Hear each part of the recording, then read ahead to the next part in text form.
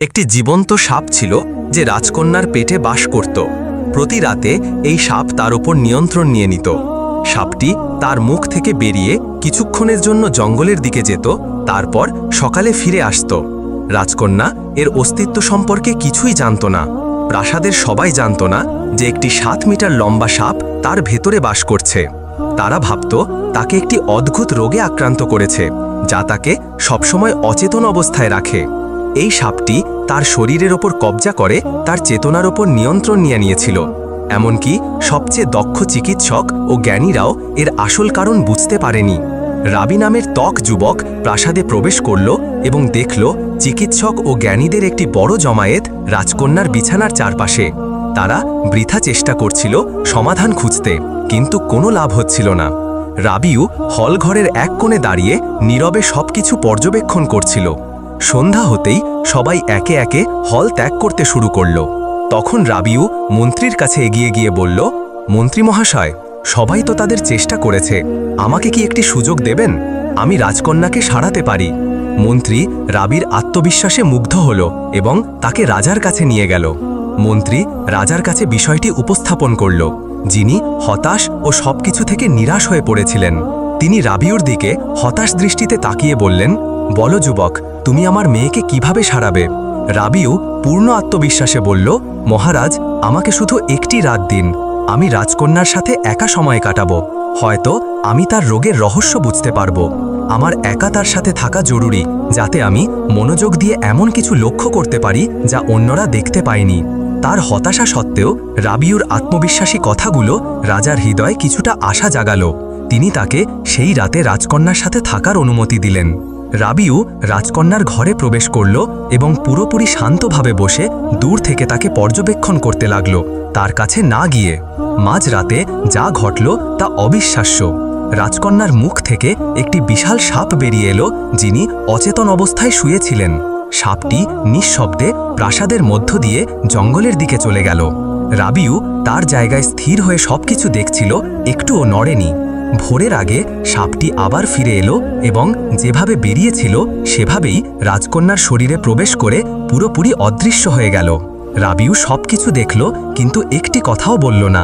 তবে তার মনে মনে সে সত্য বুঝে গিয়েছিল, এই সাপই রাজকন্যার সব কষ্টের মূল। সকাল হতেই রাজা দ্রুত পায়ে ঘরে প্রবেশ করলেন। তার সাথে ছিলেন মন্ত্রী। তার হৃদয়ে ভয় আর আশার মিশ্রণ। তিনি সরাসরি রাবিউর কাছে গিয়ে উদ্বিগ্নভাবে বললেন, বলো যুবক, তুমি কি আবিষ্কার করলে? আমার মেয়ে কি সুস্থ হবে? রাবিউ বলল, মহারাজ, আমি রাজকন্যার রোগের কারণ খুঁজে পেয়েছি। ইনশাল্লাহ তিনি সুস্থ হবেন। তবে আমার আরেকটি রাত প্রয়োজন, আর আমি অনুরোধ করছি আমাকে একটি ধারালো তলোয়ার এবং মাটি বা কাদার ভরা একটি বড় বালতি দিন। রাজা এটা শুনে বিরাট স্বস্তি অনুভব করলেন এবং মন্ত্রীকে আদেশ দিলেন রাবিউ যা চেয়েছে তা সব দেওয়ার জন্য। এখন সবাই অধীর আগ্রহে রাতের জন্য অপেক্ষা করছিল, যাতে রাবিউ রাজকন্যাকে সেই দুষ্ট সাপের কবল থেকে মুক্ত করতে পারে। রাবিউ পুরোপুরি প্রস্তুত হল এবং রাজকন্যার কাছে বসল, হাতে ধারালো তলোয়ার নিয়ে দূর থেকে তাকিয়ে। প্রাসাদের ঘড়িতে মাঝরাত ঘোষণা হতেই সাপটি রাজকন্যার মুখ থেকে সেই পরিচিত হিস হিস শব্দে বেরিয়ে এলো। তখনই রাবিউ তার ধারালো তলোয়ার নিয়ে দ্রুত আক্রমণ করল এবং একটি দ্রুত আঘাতে সাপটিকে 2 টুকরো করে ফেল। সাপটি মাটিতে ছড়িয়ে পড়ল মৃত। তারপর রাবিউ সাপটির টুকরোগুলো তুলে বালতিতে ভরা বালিতে পুঁতে দিল। ভোর হওয়ার আগে সে বালতি ও সাপটি নিয়ে জঙ্গলে গিয়ে সব পুড়িয়ে ফেল। তারপর প্রাসাদে ফিরে এলো। ভোর প্রায় হয়ে এসেছিল। রাবিউ রাজকন্যার ঘরে ঢুকল, তাকে আলতোভাবে জাগালো। রাজকন্যা প্রথমবারের মতো পুরোপুরি সচেতন হয়ে চোখ খুলল। বছরের পর বছর গভীর অচেতন অবস্থায় থাকার পর সাপের প্রভাব তার শরীর থেকে পুরোপুরি চলে গিয়েছিল এবং সে তার পূর্ণ চেতনা ফিরে পেল।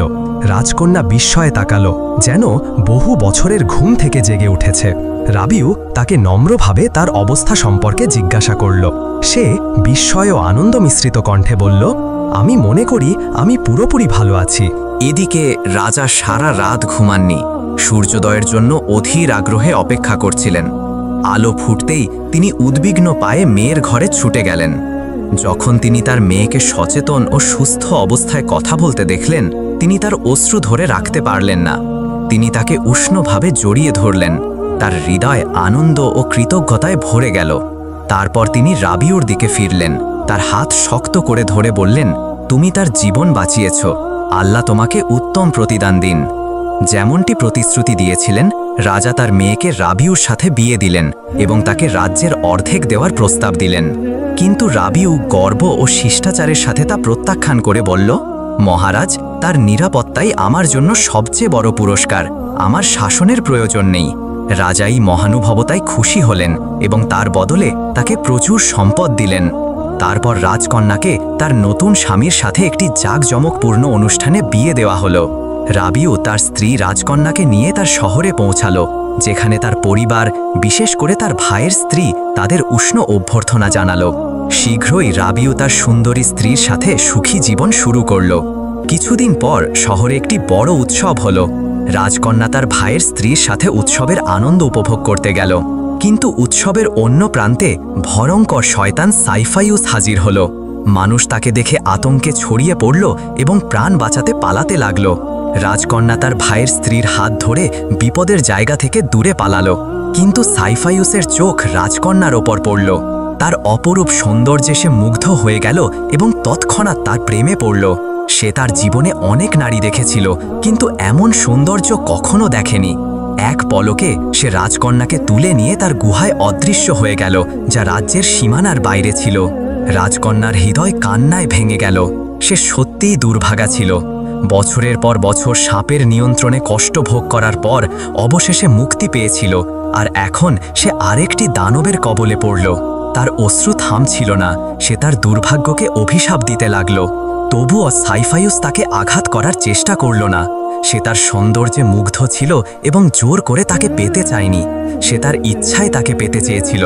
সে গম্ভীর কণ্ঠে বলল, হয় তুমি আমার সাথে থাকতে রাজি হও, নয়তো তুমি এই গুহায় চিরকাল বন্দী থাকবে। রাজকন্যা ক্রোধে বলল, তার চোখ অশ্রুতে ভরা, তোমার সাথে থাকার চেয়ে মৃত্যু পছন্দ করব। যদি তুমি মনে করো আমাকে এখানে নিয়ে এসে তুমি আমাকে পেয়ে গেছো, তাহলে তুমি ভুল করছো।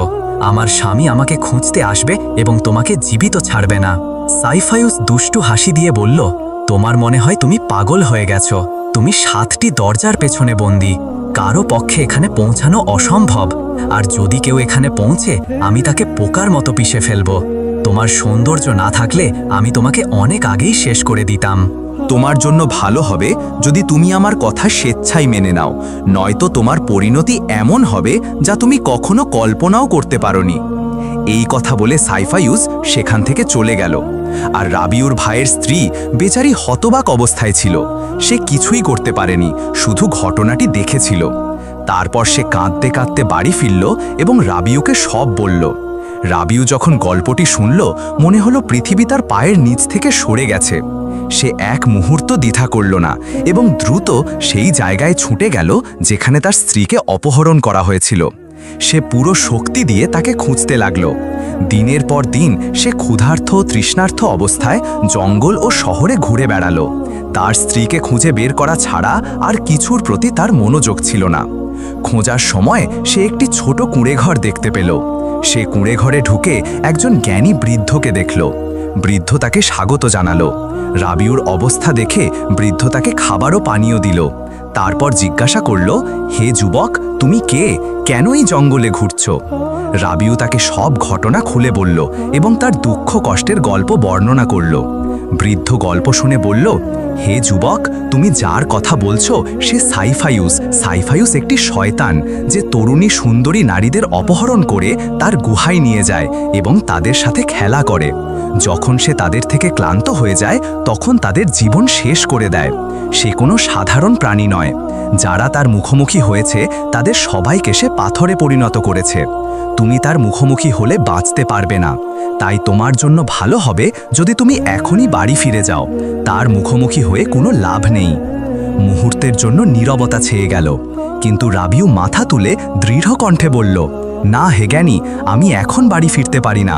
আমাকে আমার স্ত্রীকে বাঁচাতে হবে। এর জন্য আমি যা করতে হয় তাই করব। দয়া করে আমাকে সাইফাইউসের কাছে যাওয়ার পথ বলো। জ্ঞানী রাবিউর দিকে গভীরভাবে তাকালো। গভীর নিঃশ্বাস নিয়ে বলল, ঠিক আছে, যেহেতু তুমি যাওয়ার জন্য দৃঢ় প্রতিজ্ঞ, আমি তোমাকে বলবো কি করতে হবে। সাইফাইউস কোনো সাধারণ প্রাণী নয়, এটি একটি শয়তান যার অতি প্রাকৃতিক শক্তি আছে। যদি কেউ তাকে আক্রমণ করে সে তৎক্ষণাৎ তাকে পাথরে পরিণত করে। তাকে পরাজিত করার একটি মাত্র উপায় আছে, তাকে 7টি প্রশ্নের উত্তর দিতে হবে। তোমাকে প্রতিটি প্রশ্নের সঠিক উত্তর দিতে হবে। যদি তুমি একটিও ভুল করো তুমি পাথরে পরিণত হবে। কিন্তু যদি তুমি 7টি প্রশ্নেরই সঠিক উত্তর দিতে পারো তার শক্তি ধীরে ধীরে কমে যাবে এবং তুমি তাকে পরাজিত করতে পারবে। তবে সাবধান, তার শক্তি কমে গেলেও সাইফাইউস খুব শক্তিশালী থাকবে। এই যুদ্ধ সহজ হবে না। রাবিউ তার ভয় লুকাতে পারল না। তার শরীর ভয়ে কাঁপতে লাগল। কিন্তু তার স্ত্রীর কথা মনে পড়তেই তার চোখ দৃঢ়তায় ভরে গেল। সে বলল, আমি প্রস্তুত, আমি আমার জীবনের ঝুঁকি নিতে প্রস্তুত, আমাকে তাকে বাঁচাতে হবে। তারপর সে জ্ঞানীর কাছে গিয়ে বলল, দয়া করে আমাকে পথ দেখাও, আমি যে পরিণতিই হোক এগিয়ে যাব। জ্ঞানী তাকে সাইফাইউসের গুহার পথ দেখালো।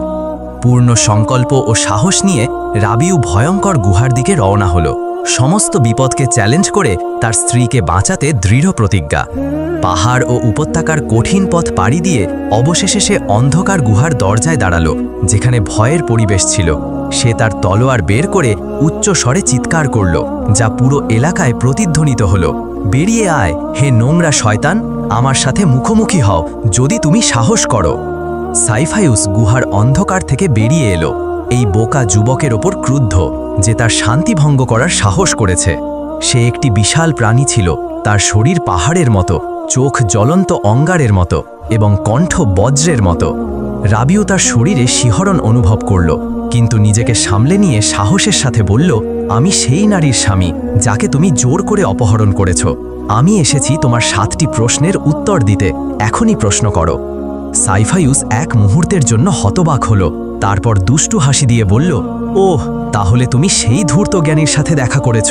সে আমার রহস্য ফাঁস করেছে। তুমি সেই ফুটফুটে নারীর স্বামী। আমি তাকে ভালোবেসেছি এবং তার সাথে আনন্দ করেছি, কিন্তু অনেক দেরি হয়ে গেছে। আমি তোমার স্ত্রীকে খেয়ে ফেলেছি, তার মাংস খুব সুস্বাদু ছিল। হঠাৎ রাবিউর হৃদয়ে রাগ জ্বলে উঠল।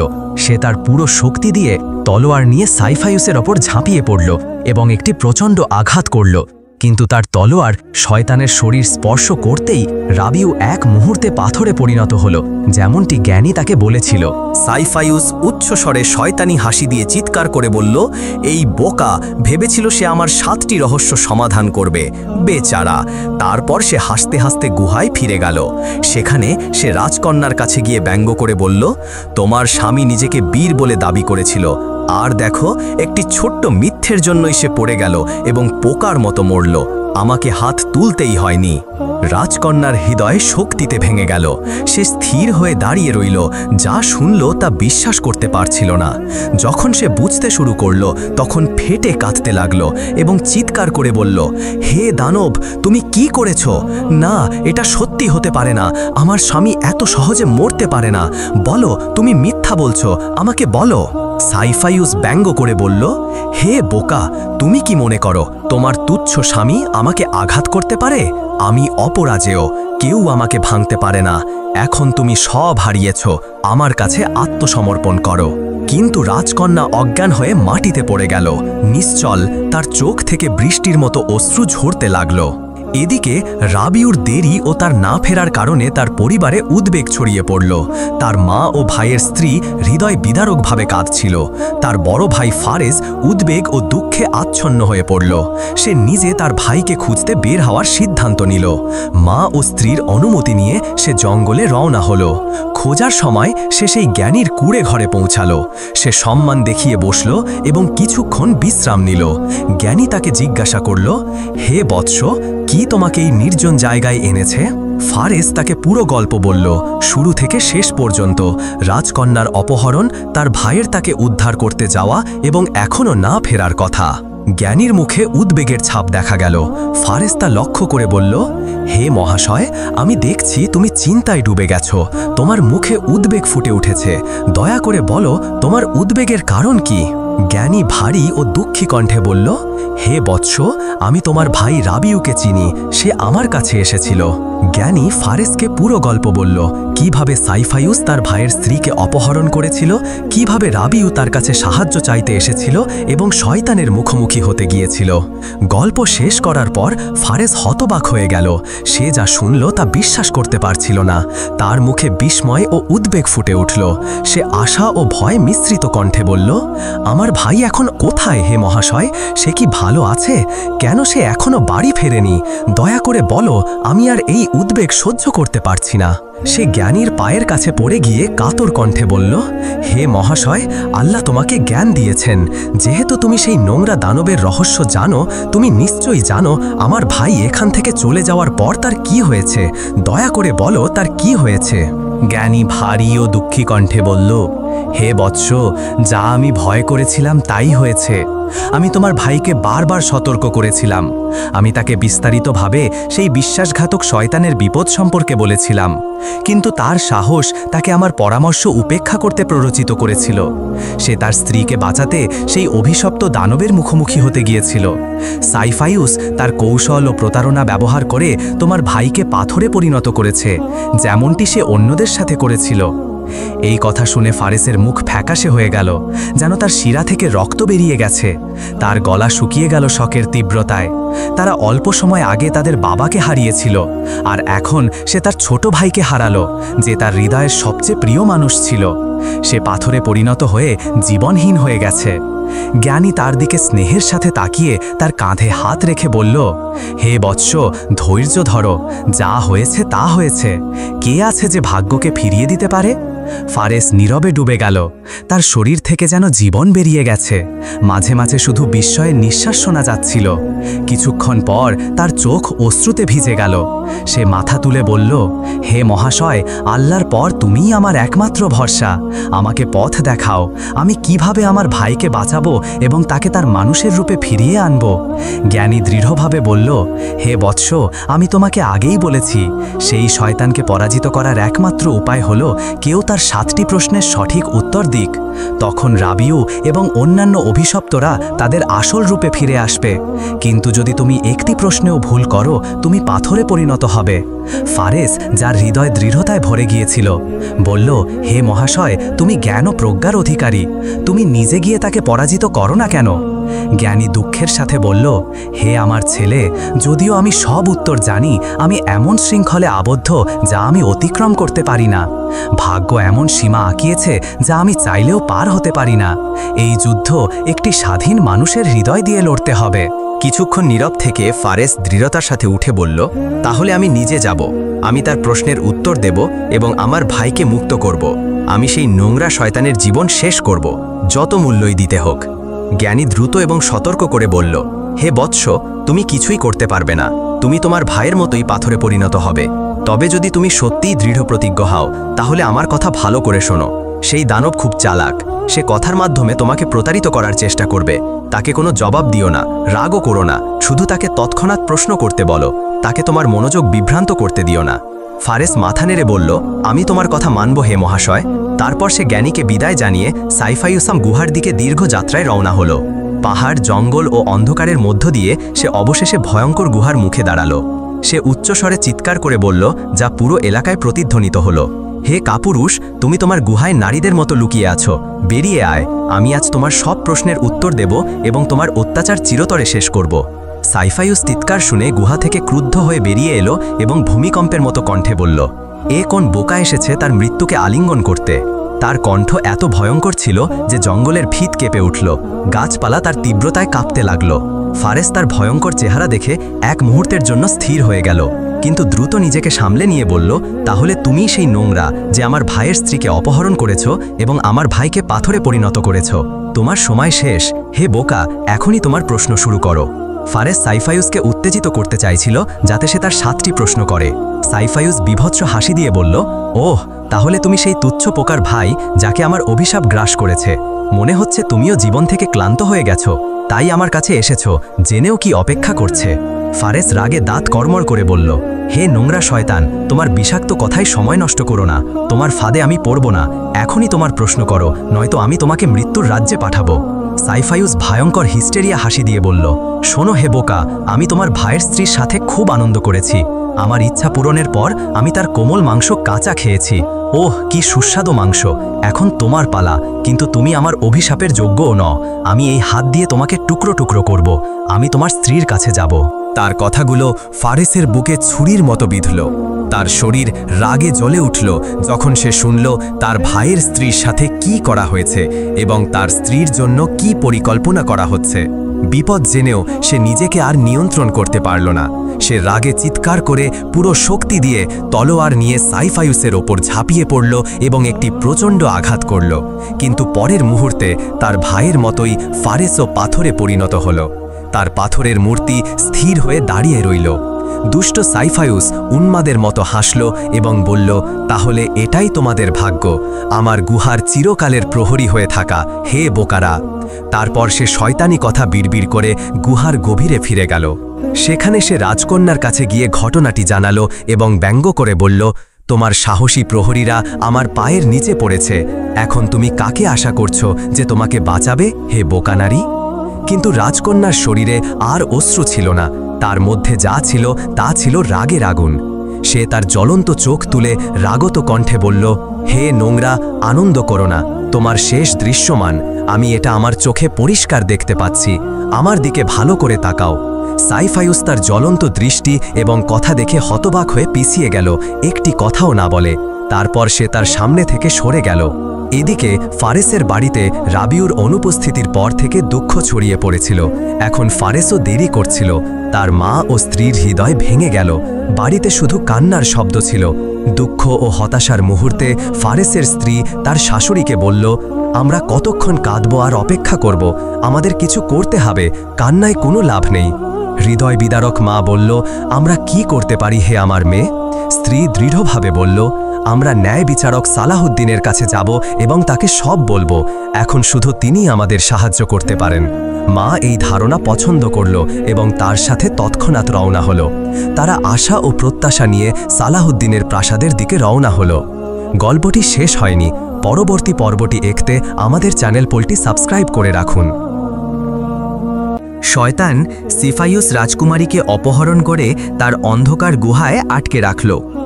রবিউ ও ফারিস তাকে উদ্ধার করতে দ্রুত এগিয়ে গেল সাহসের সাথে। কিন্তু সিফায়ুস তার জাদুকরী শক্তি দিয়ে তাদের গুহার প্রবেশপথে শক্ত পাথরে পরিণত করে দিল।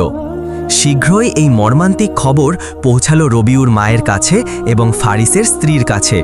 তারা একসাথে ন্যায়পরায়ণ রাজা সালাহুদ্দিনের কাছে সাহায্যের জন্য যাওয়ার সিদ্ধান্ত নিল, যাতে তারা যাদের ভালোবাসে তাদের ফিরিয়ে আনতে পারে।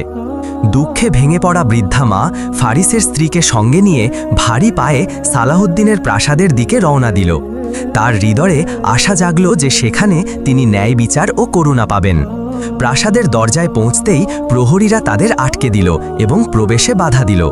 তখন বৃদ্ধা তার কাপা কণ্ঠে বলল, হে আমার সন্তান, আমরা চরম দুঃখে ও বিপদে আছি। আমরা রাজার কাছে এসেছি। আমাদের শেষ আশা তার উপরই। আমাদের অবশ্যই তার সাথে দেখা করতে হবে। একজন প্রহরী তাদের অপেক্ষা করতে বলল এবং তৎক্ষণাৎ প্রাসাদের ভেতরে গিয়ে রাজাকে বিষয়টি জানালো। রাজা যখন একথা শুনলেন তখন তিনি বললেন, তাদের তৎক্ষণাৎ সম্মানের সাথে আমার কাছে নিয়ে এসো। বৃদ্ধা এবং তার পুত্রবধূ রাজার সভায় প্রবেশ করল। রাজা তাদের সদয়ভাবে জিজ্ঞাসা করলেন, হে মা, বলো কিসে তোমাকে কষ্ট দিচ্ছে? তখন বৃদ্ধার চোখ দিয়ে অশ্রু ঝরতে লাগল এবং তিনি রাজার কাছে তাদের ওপর নেমে আসা ট্র্যাজেডির কথা বর্ণনা করতে শুরু করলেন। তার কথা শেষ করে তিনি বললেন, হে আমার ন্যায়ের প্রতীক, আমাদের আর কেউ নেই, তুমিই আমাদের শেষ আশা, দয়া করে আমাদের সাহায্য করো। রাজা সালাহুদ্দিন তার রাজ্যে ঘটে যাওয়া এই বিপর্যয়ের কথা জানতেন না। তার মুখে উদ্বেগ ফুটে উঠল এবং তিনি দৃঢ় কণ্ঠে বললেন, চিন্তা করো না হে মা, আমি তোমার ছেলেদের খুঁজে বের করব, তারা যেখানেই থাকুক, এবং তাদের তোমার কাছে সুস্থ অবস্থায় ফিরিয়ে আনব, এটা আমার প্রতিশ্রুতি। রাজার কথা শুনে মা কিছুটা স্বস্তি পেলেন। রাজা বললেন, তুমি বাড়ি ফিরে যাও, ইনশাল্লাহ শীঘ্রই তোমার ছেলেরা তোমার কাছে ফিরে আসবে। পরদিন সকালে রাজা সালাহুদ্দিন ভালোভাবে প্রস্তুতি নিলেন। তার ঘোড়ায় চড়লেন এবং সিফায়ুসের লুকানো গুহার সন্ধানে যাত্রা শুরু করলেন। মরুভূমি ও উপত্যকা অতিক্রম করতে করতে তিনি সেই হাকিমের কুটিরে পৌঁছালেন। তিনি ভাবলেন কিছুক্ষণ বিশ্রাম নেবেন।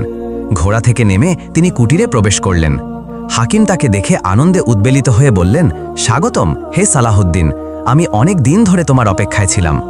রাজা তার কথায় অবাক হয়ে এগিয়ে গিয়ে বললেন, হে হাকিম, তুমি কি বোঝাতে চাইছো, আর কেন তুমি আমার জন্য অপেক্ষা করছিলে? আমি বুঝতে পারছি না, দয়া করে বিষয়টি পরিষ্কার করো। হাকিম মৃদু হেসে রাজাকে গল্পের শুরু থেকে সবকিছু বলতে শুরু করলেন। তারপর বললেন, হে সালাহুদ্দিন, আমি বছরের পর বছর ধরে তোমার জন্য অপেক্ষা করছি, কারণ তুমি একমাত্র সেই ব্যক্তি যিনি ওই ধূর্ত শয়তানের প্রশ্নের উত্তর দিতে পারবে এবং সম্মুখ যুদ্ধে তাকে পরাজিত করতে পারবে। সিফাইউসের কারণে অনেক পরিবার উজাড় হয়ে গেছে, নিরীহ মানুষ বিপথে চলে গেছে। তুমি, হে বীর, তোমার বুদ্ধি দিয়ে তার প্রতারণা উন্মোচন করবে এবং তোমার তলোয়ার দিয়ে তার অহংকার ভেঙে দেবে। তার শেষ তোমার হাতেই হবে, হে শৌর্যবান রাজা। দ্বিধা করো না, এখনই যাত্রা শুরু করো এবং ওই নিকৃষ্ট দানবের অবসান ঘটাও। হাকিমের কথা শুনে রাজার চোখে রাগের আগুন জ্বলে উঠল। তিনি দ্রুত সিফাইউসের গুহার দিকে রওনা দিলেন, যেমনটি হাকিম তাকে পথ দেখিয়েছিলেন। তার ঘোড়া বাতাসের গতিতে ছুটতে লাগল এবং অল্প সময়ের মধ্যেই তিনি গুহার দরজায় পৌঁছে গেলেন। তার হৃদয়ে বৃদ্ধার দোয়া, হাকিমের আশীর্বাদ এবং নির্যাতিতদের আর্তনাধ্বনি বহন করে তিনি সিফাইউসের দিকে এগিয়ে গেলেন। ঘোড়া থেকে নেমে গুহার দরজায় দাঁড়াতেই তিনি দুটি পাথরের মূর্তি দেখলেন, যারা ছিল রবিউ ও ফারিস। তার হৃদয় দুঃখে ভরে গেল এবং তিনি বুঝলেন যে তিনি যে ট্র্যাজেডির মুখোমুখি হচ্ছেন তা তার কল্পনার চেয়েও ভয়াবহ। কিন্তু সালাহুদ্দিনের হৃদয়ে ভয় জাগল না, বরং প্রতিশোধের আগুন জ্বলে উঠল। তিনি গুহার প্রবেশপথে দাঁড়িয়ে গর্জন করে বললেন, বেরিয়ে আয় হে প্রতারক, সালাহুদ্দিন এসেছে তোর অপরাধের হিসাব নিতে। এই গর্জন শুনে অহংকারী সিফাইউস ক্ষণিকের জন্য বিচলিত হল। তারপর সে গুহা থেকে বেরিয়ে এলো, তার চোখে আগুন জ্বলছে। সে চিৎকার করে বলল, কে এই মূর্খ যে নিজে থেকে এসে মৃত্যুর মুখে ঝাঁপ দিয়েছে? কে এই হীন ব্যক্তি যে আমাকে, সিফাইউসকে, পৃথিবী ও অন্ধকারের প্রভুকে চ্যালেঞ্জ করার সাহস করছে? রাজা রাগত কণ্ঠে উত্তর দিলেন, তুমিই তবে সেই ধূর্ত শয়তান যে তার গুহায় লুকিয়ে থাকে এবং মানুষের সাথে খেলা করে তাদের পাথরে পরিণত করে। তুই এসব অন্যায় করে কি পাস? এখন সব শেষ। ইনশাআল্লাহ তোমার পাপের পাত্র পূর্ণ হয়েছে এবং শীঘ্রই তুমি তোমার পরিণতি ভোগ করবে। সিফাইউস রাজার আত্মবিশ্বাসী কণ্ঠে কিছুটা বিচলিত হল, তবে নিজেকে সামলে নিয়ে বলল, হে সালাহুদ্দিন, তুমি আমার 7টি প্রশ্নের উত্তর দিতে প্রস্তুত হও। আবারও সিফাইউস উপহাসের সুরে বলল, তুমি কি আমার প্রশ্নের উত্তর দেবে, হে তুচ্ছ পতঙ্গ? যদি তোমার মধ্যে সামান্য সাহস থাকে তবে আমার সাথে যুদ্ধ করো। তোমার মতো কাউকে আমার আঙুলের মাঝে পিষে ফেলতে এক মুহূর্ত লাগবে না। তুমি আমার প্রশ্নের উত্তর দিতে এসেছো? কতটা নির্বোধ তুমি! শয়তান রাজাকে উত্তেজিত করে প্রথমে আক্রমণে প্ররোচিত করতে চাইল, যাতে সে তার জাদুতে পড়ে পাথরে পরিণত হয়, যেমন অন্যদের সাথে করেছে। কিন্তু সালাহুদ্দিন অন্যদের মতো ছিলেন না। তিনি ছিলেন একজন জ্ঞানী রাজা ও বীর যোদ্ধা, যাকে সহজে উত্তেজিত করা যায় না। তিনি দৃঢ়ভাবে বললেন, শোন হে অহংকারী, আমি তোমার সস্তা প্রতারণার ফাঁদে পড়ব না। সময় নষ্ট না করে তোমার প্রশ্ন করো। আমিও প্রতারণা জানি এবং তোমার চেয়েও ভালো। এরপর তিনি তার 4 জন সৈন্যকে ডেকে তাদের আসল রূপে আসতে বললেন। মুহূর্তের মধ্যে 4 জন নাইট সিফাইউসের সামনে প্রকাশ পেল। তারা পর্বতের মতো শক্তিশালী ও উঁচু হয়ে দাঁড়ালো। মূলত তারা ছিল জিন। সিফাইউস ভয়ে পিছিয়ে গেল। তার জীবনে প্রথমবারের মতো সত্যিকারের ভয় অনুভব করল সে। সালাহুদ্দিন হাততালি দিয়ে তাদের অদৃশ্য করে দিলেন এবং বললেন, তুমি আমার শক্তি ও প্রতারণার একটি ক্ষুদ্র নমুনা দেখলে। এখন তাড়াতাড়ি তোমার প্রশ্ন করো, আমার ধৈর্য হারিয়ে যাওয়ার আগে। সিফাইউস যা দেখল তাতে হতবাক হয়ে গেল এবং বুঝল এই মানুষটিকে অন্যদের মতো প্রতারিত করা যাবে না। তার কাছে আর কোনো উপায় ছিল না, তাই সে তার প্রশ্ন শুরু করল। সে বলল, শোন, মনে কর 2 জন যুবক, উরুয়া ও হামান, ঘনিষ্ঠ বন্ধু। একদিন তারা দূর দেশে বাণিজ্যের জন্য যাত্রা করল। প্রচুর লাভের পর তারা ফিরে এলো। একদিন তারা জঙ্গলের মাঝে এক অত্যন্ত সুন্দরী নারীকে দেখল। দুজনেই তার প্রতি আকৃষ্ট হল। তারা তার কাছে গিয়ে জিজ্ঞাসা করল, হে সুন্দরী, তুমি কে? এই নির্জন জায়গায় একা কি করছো?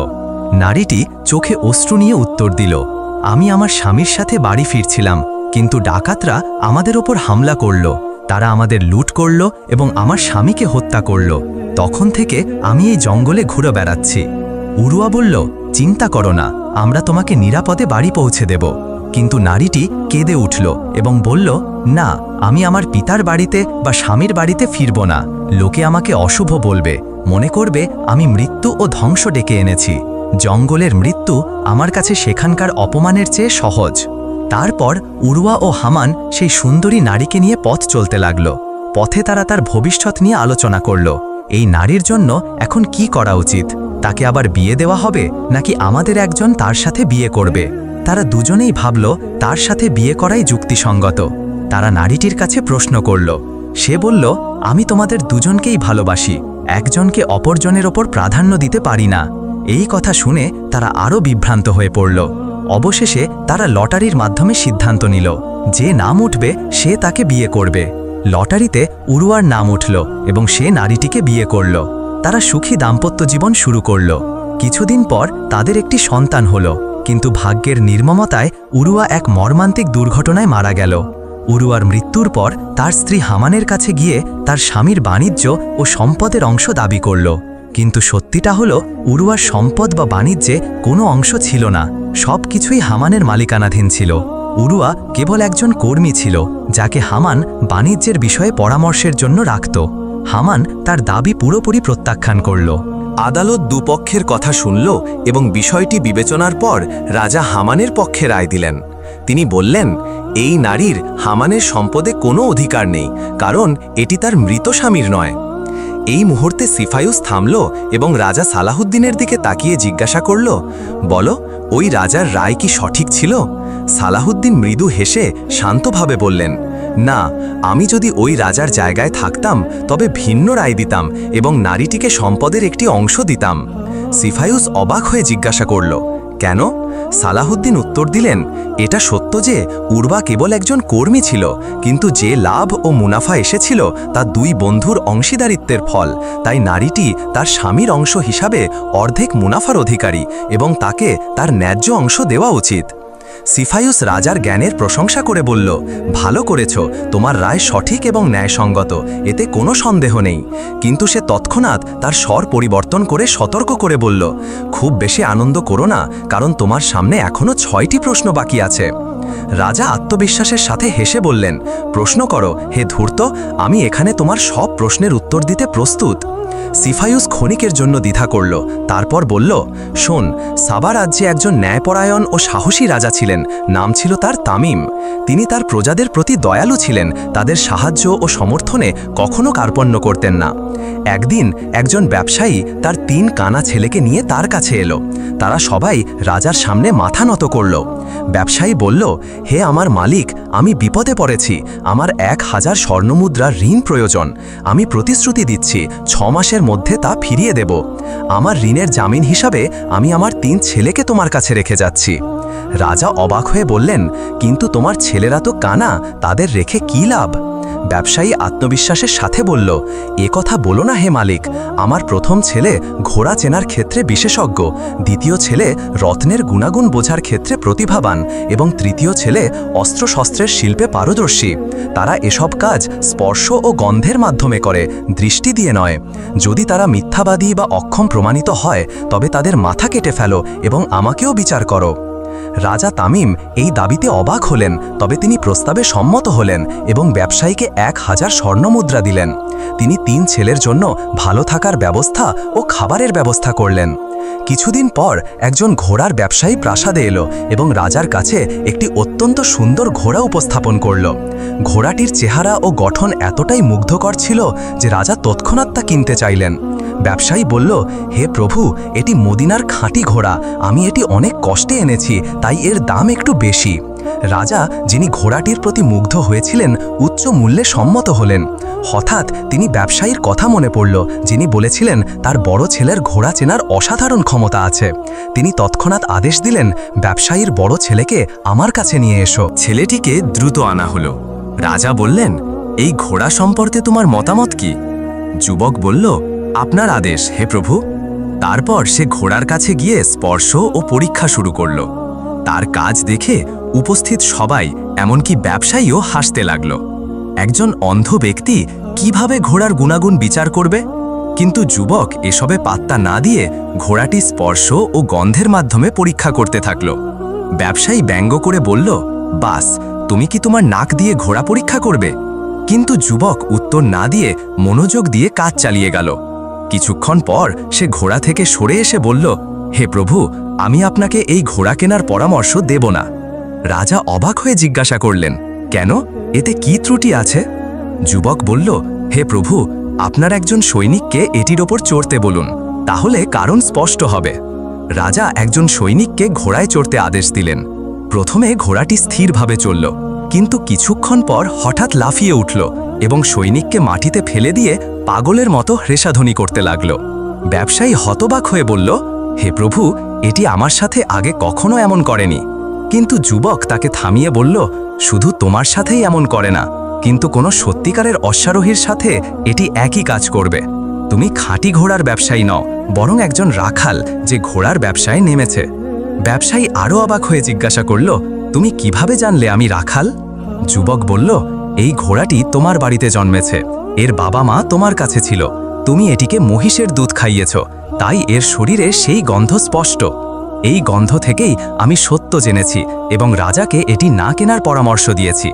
ব্যবসায়ী পুরোপুরি হতবাক হয়ে গেল, কারণ যুবকের কথা পুরোপুরি সত্য ছিল। সে রাজার কাছে ক্ষমা চেয়ে তার ঘোড়া নিয়ে চুপচাপ চলে গেল। রাজা যুবকের জ্ঞানের প্রশংসা করে তার খাবারের পরিমাণ দ্বিগুণ করার এবং তার থাকার পরিবেশ উন্নত করার আদেশ দিলেন। যুবক প্রাসাদে আরাম ও সম্মানের সাথে বাস করতে লাগল। কয়েকদিন পর একজন রত্ন ব্যবসায়ী প্রাসাদে এলো এবং রাজার সামনে মূল্যবান রত্ন ও মণির সংগ্রহ উপস্থাপন করল। রাজা কিছু রত্নে খুব মুগ্ধ হলেন এবং ব্যবসায়ীর দ্বিতীয় ছেলেকে ডেকে আনার আদেশ দিলেন। যুবক এসে বলল, আপনার আদেশ হে প্রভু। সে রত্নগুলো স্পর্শ করে সাবধানে পরীক্ষা করতে লাগল এবং কিছু রত্ন আলাদা করে বলল, হে প্রভু, এই পাথরগুলো কিনবেন না। রাজা অবাক হয়ে বললেন, কেন?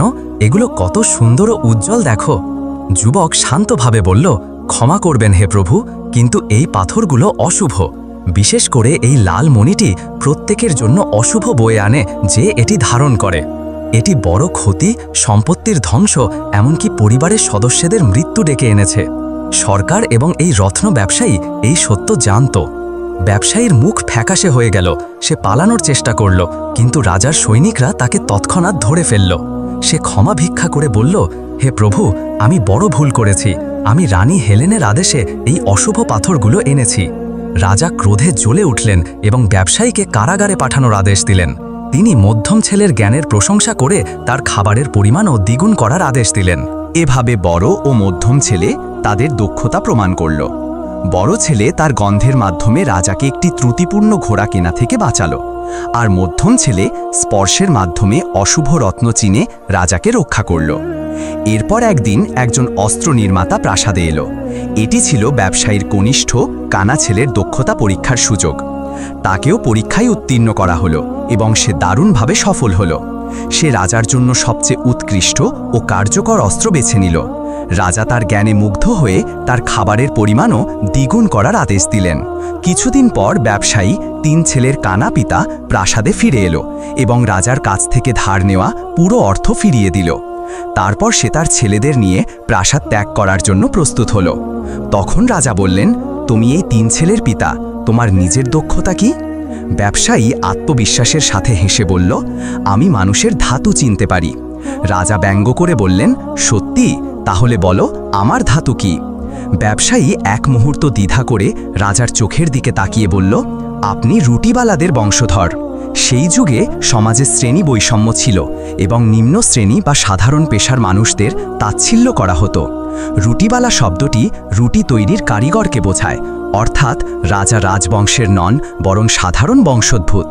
ব্যবসায়ী আরও বলল, আমার প্রতিটি ছেলে যখন তার অসাধারণ দক্ষতা দেখিয়েছে, আপনি তাদের পুরস্কার হিসেবে শুধু তাদের খাবারের পরিমাণ বাড়িয়েছেন, যেন তাদের মূল্য শুধু খাবারে। ব্যবসায়ীর কথা শেষ হতেই রাজার মধ্যে অন্ধ অহংকার জেগে উঠল। তিনি ক্রোধে জ্বলে উঠে একটি চাঞ্চল্যকর আদেশ দিলেন। ব্যবসায়ীকে মৃত্যুদণ্ড দেওয়া হবে এবং তার তিন ছেলেকে প্রাসাদে রেখে তার জন্য কাজ করতে হবে। গল্প শেষ করে সিফায়ুস রাজা সালাহুদ্দিনকে বলল, বলো রাজা, কি ব্যবসায়ীকে মৃত্যুদণ্ড দিয়ে অপরাধ করেছিলেন? সালাহুদ্দিন শান্তভাবে বললেন, রক্ত কখনো মিথ্যা বলে না হে সিফায়ুস। ব্যবসায়ীর আরও জ্ঞানের সাথে আচরণ করা উচিত ছিল, কিন্তু রাজা তার ছেলেদের চেয়েছিলেন এবং তার জন্য কাজ করাতে চেয়েছিলেন, তাই তার এই কাজ জ্ঞানী বা ন্যায়সঙ্গত ছিল না। সিফায়ুস হেসে বলল, তুমি ঠিক বলেছ হে সালাহুদ্দিন। কিন্তু তার কথা শেষ হতেই তার মধ্যে একটা শূন্যতা দেখা দিল। হাকিমের আশীর্বাদের কারণে সে কোনো সঠিক উত্তরকে অস্বীকার করতে পারছিল না। সে অনুভব করল তার শক্তি ক্রমশ কমে যাচ্ছে। তার মুখে ভয় ও বিভ্রান্তি ফুটে উঠল। রাজা কঠিন কণ্ঠে বললেন, কি হলো হে ধূর্ত শয়তান, এখন কি ভাবছ? যদি তুমি তোমার পাপ করার আগে ভালোভাবে ভাবতে তবে আজ এই অবস্থায় পড়তে না। এখন তোমার পরবর্তী প্রশ্ন করো হে পাপী। সিফাইউস ব্যঙ্গের হাসি দিয়ে বলল, খুব বেশি আনন্দ করো না, মনে রাখো আমার কাছে এখনো 5টি প্রশ্ন বাকি। যদি তুমি পরবর্তী প্রশ্নের সঠিক উত্তর না দিতে পারো তবে তৎক্ষণাৎ পাথরে পরিণত হবে। এরপর সে নতুন একটি ধাঁধা বলতে শুরু করল। সে বলল, শোন হে রাজা, একদিন একটি সাপ ও তার সঙ্গিনী, যারা ছিল রূপান্তরকারী পরিচিন, ঘন জঙ্গলে মানুষের রূপে বাস করছিল। তারা প্রেম ও আনন্দে মগ্ন ছিল, কিছুই তাদের বাধা দিচ্ছিল না। সেই মুহূর্তে একজন রাজা একটি হরিণ শিকার করছিলেন। হরিণের দিকে তীর নিক্ষেপ করার সময় তিনি তীর ছুড়লেন, কিন্তু হরিণ পালিয়ে গেল। তীরটি গিয়ে মানুষের রূপে থাকা সেই সাপের বুকে বিঁধল। সাপের সঙ্গিনী স্থির হয়ে গেল এবং তীরের দিকে তাকিয়ে রাজাকে তার ঘোড়ার উপর ধনুক হাতে দেখল। সে তৎক্ষণাৎ সত্য বুঝল। রাজাও হতবাক হয়ে গেলেন। এই নির্জন জঙ্গলে একজন পুরুষ ও নারী কি করছে? তীর লাগার কিছুক্ষণ পরই সাপটি তার প্রিয়তমার কোলে শেষ নিঃশ্বাস ত্যাগ করল। সাপের সঙ্গিনী একটি মর্মান্তিক চিৎকার করল, যা জঙ্গলের নীরবতা ভেঙে দিল। তার চিৎকারে দুঃখ ও কষ্ট ছিল। রাজা দোষী বোধ করে ও বিচলিত হয়ে তার ঘোড়া থেকে নেমে তাদের দিকে এগিয়ে গেলেন। কিন্তু এক পা এগোতেই তিনি দেখলেন মৃত সাপের দেহ মানুষের রূপ থেকে তার আসল সাপের রূপে ফিরে গেল। পৃথিবী তার পায়ের নিচে কেঁপে উঠল। তিনি বুঝলেন তিনি কোনো মানুষকে মারেননি, বরং একটি পৌরাণিক সাপকে হত্যা করেছেন, যারা মানুষের রূপ নিতে পারে। সাপের সঙ্গিনী তার স্বামীর মৃতদেহ জড়িয়ে আরও ভয়ঙ্কর চিৎকার করল। তারপর মাথা তুলে বলল, হে পাপী মানুষ, আমি যেমন এখন আমার স্বামী হারানোর কষ্ট ভোগ করছি, তেমনি একদিন তোমার স্ত্রীও এই কষ্ট ভোগ করবে এবং আমার মতো কাঁদবে। রাজার মুখ ফ্যাকাশে হয়ে গেল। তিনি ভাঙা কণ্ঠে বললেন, হে সাপিনী, আমাকে ক্ষমা করো, আমি তোমাদের দেখিনি, আমি অনিচ্ছাকৃতভাবে বড় ভুল করেছি। কিন্তু সাপিনী তার জ্বলন্ত চোখে তাকিয়ে বলল, হে অপরাধী, তুমি যা করেছ তা ভুল নয়, অপরাধ। তুমি আমার স্বামীকে হত্যা করেছ। আমি শপথ করছি 9 দিন পর উৎসবের দিনে আমি নিজে এসে তোমাকে ধ্বংসন করব এবং আমার স্বামীর মৃত্যুর প্রতিশোধ নেব। রাজার হৃদয় ভয়ে কেঁপে উঠল। তিনি দুঃখে ভেঙে পড়ে প্রাসাদে ফিরলেন। রানী তার ফ্যাকাশে মুখ দেখে উদ্বিগ্ন হয়ে বললেন, হে প্রভু, শিকার থেকে ফেরার পর থেকে তুমি এমন দেখাচ্ছ যেন মৃত্যু দেখেছ। রাজা তাকে পুরো ঘটনা বললেন। রানী হতবাক হলেন, কিন্তু তিনি তাকে তিরস্কার না করে দৃঢ়ভাবে বললেন, চিন্তা করো না হে প্রভু, ওই সাপিনী তোমার কাছে আসার আগে আমি আমার জীবন দিয়ে তোমাকে রক্ষা করব। আমি বেঁচে থাকতে কাউকে তোমার ক্ষতি করতে দেব না। পরদিন রাজা ও রানী অনেক হাকিম ও ধর্মযাজকের কাছে তাদের সমস্যা উপস্থাপন করলেন, কিন্তু কেউ সন্তোষজনক সমাধান দিতে পারল না। 8 দিন এভাবে কেটে গেল, কোনো শান্তি ছাড়াই। 9ম দিন উৎসবের দিন, যে দিনে সাপিনী প্রতিশোধ নিতে আসার শপথ করেছিল, প্রাসাদে শোকের পরিবেশ বিরাজ করছিল। রাজা নিজেকে তার ঘরে বন্দি করে রেখেছিলেন তার ভাগ্যের অপেক্ষায়। প্রাসাদের প্রধান দরজা থেকে রাজার ঘর পর্যন্ত সর্বত্র সৈনিকরা কঠোর নিরাপত্তায় ছিল। এমন সময় একজন হাকিম প্রাসাদে ভিক্ষা চাইতে এলো। তিনি প্রাসাদের শোকের পরিবেশ দেখে প্রহরীদের কাছে কারণ জিজ্ঞাসা করলেন। তারা তাকে সব বলল। হাকিম বললেন, আমাকে তৎক্ষণাৎ রানীর কাছে নিয়ে যাও। একজন প্রহরী রানীকে খবর দিল। রানী নিজে তাকে স্বাগত জানাতে এলেন এবং তাকে সম্মানের সাথে প্রাসাদে প্রবেশ করালেন। তিনি বললেন, হে পবিত্র হাকিম, তুমি আমাদের বিপদের কথা জেনেছ, আমাদের পথ দেখাও, তুমি একমাত্র আমাদের বাঁচাতে পারো। হাকিম বললেন, হে কন্যা, একটি উপায় আছে, কিন্তু আমি নিশ্চিত করতে পারি না যে এটি সাপিনীকে তার সিদ্ধান্ত থেকে ফিরিয়ে আনবে। রানী অনুরোধ করে বললেন, দয়া করে বলো, এতে হয়তো আমাদের মুক্তি মিলবে। হাকিম বললেন, শোনো হে কন্যা, প্রথমে প্রাসাদের সব জায়গা থেকে নিরাপত্তা সরিয়ে ফেলো এবং রাজাকে রক্ষার জন্য ছড়িয়ে থাকা সৈনিকদের সরিয়ে দাও। রানীর হৃদয়ে উদ্বেগ জাগল, কিন্তু তিনি হাকিমের কথার সম্মান করে তাকে বাধা দিলেন না। হাকিম বলে চললেন, এটি কোনো সাধারণ সাপিনী নয়, এটি একটি রূপান্তরকারী সাপিনী, যে কোনো রূপ নিতে পারে, সৈনিক, দ্বাররক্ষী বা যে কোনো ব্যক্তির।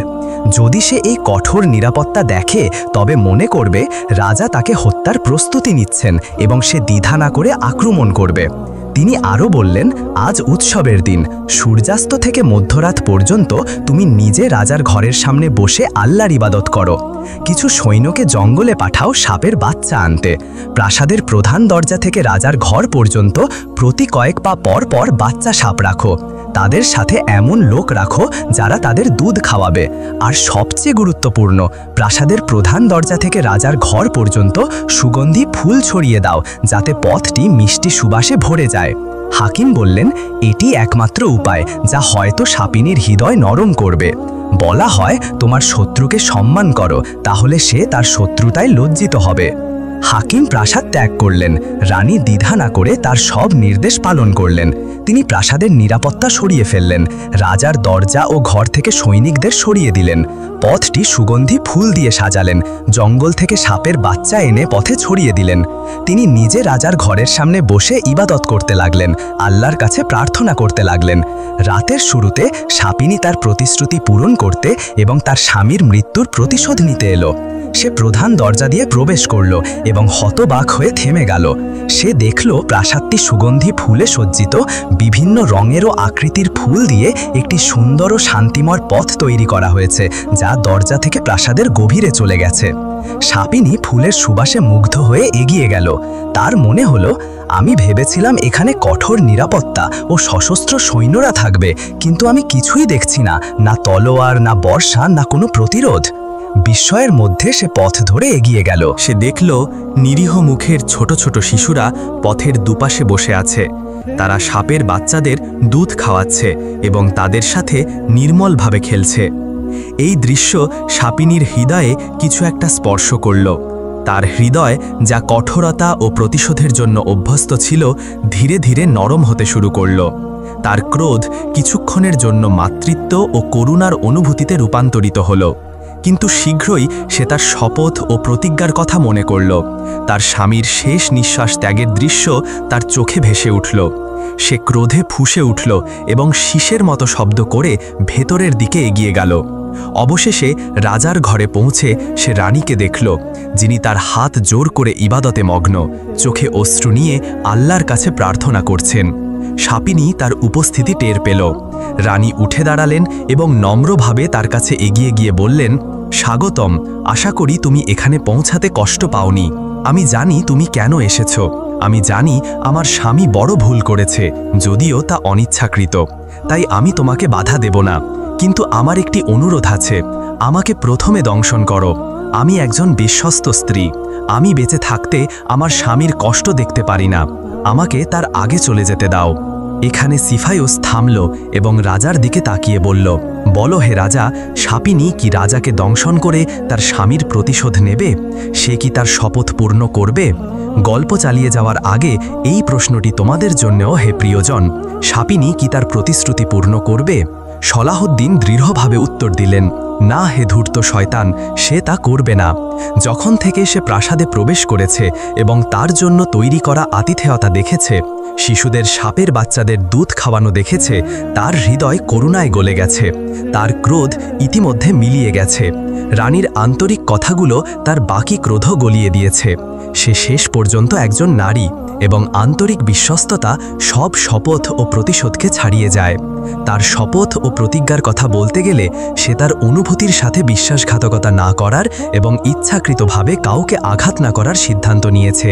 সে নিজেকে কাছের জ্বলন্ত আগুনে নিক্ষেপ করল এবং আত্মহত্যা করল।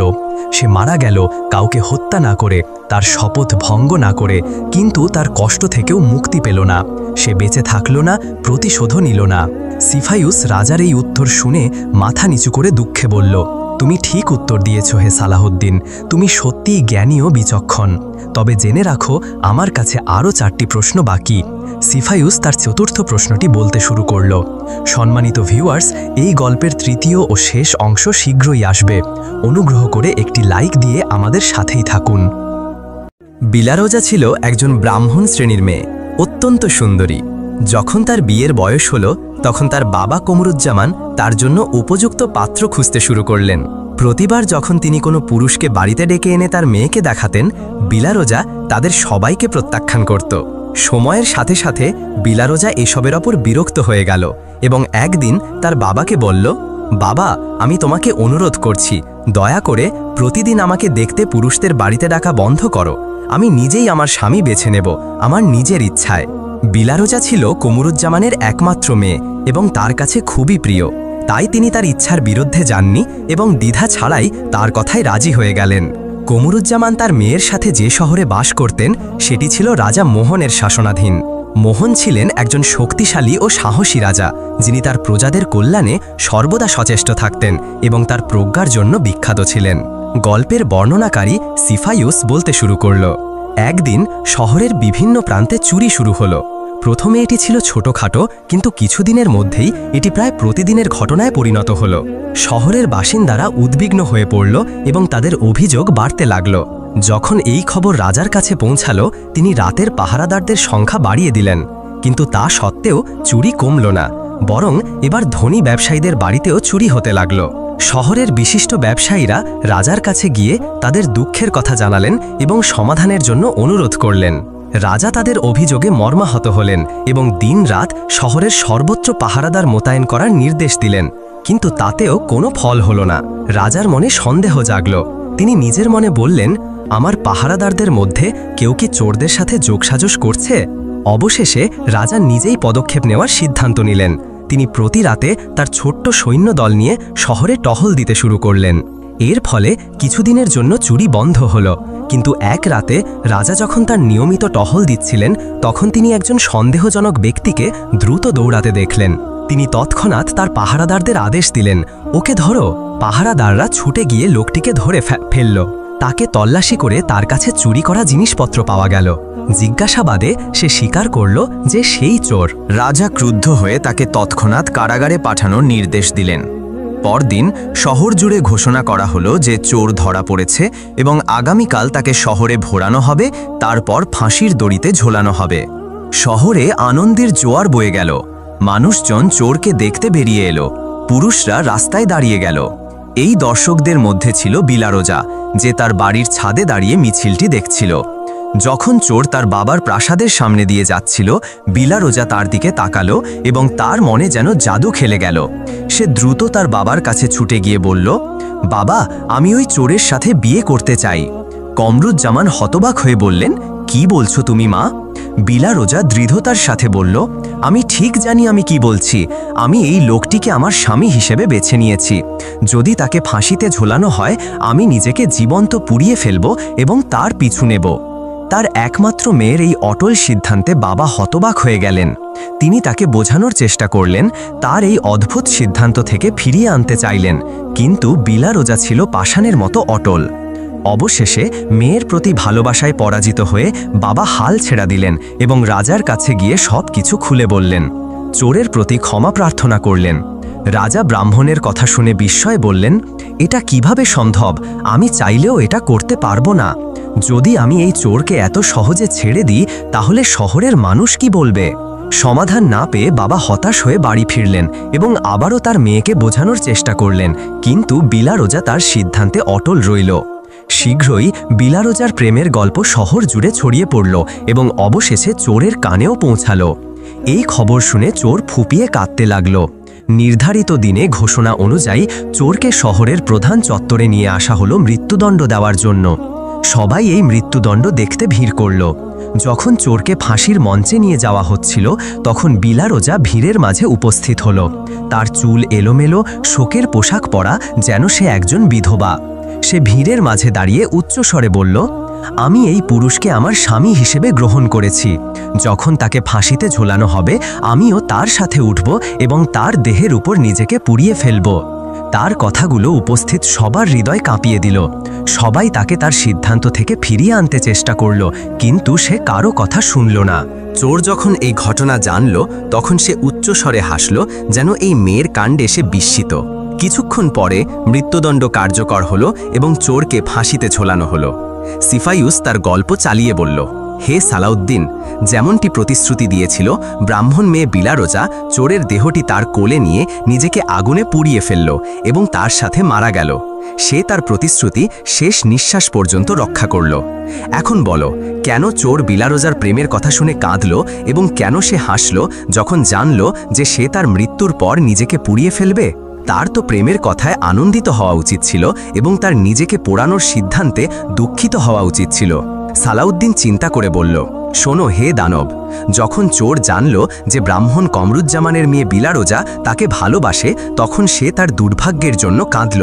সে নিজের মনে বলল, যদি তার ভালোবাসা আমার ধরা পড়ার আগে আসতো তাহলে হয়তো আমার জীবন বদলে যেত, আমি সংশোধন হয়ে যেতাম।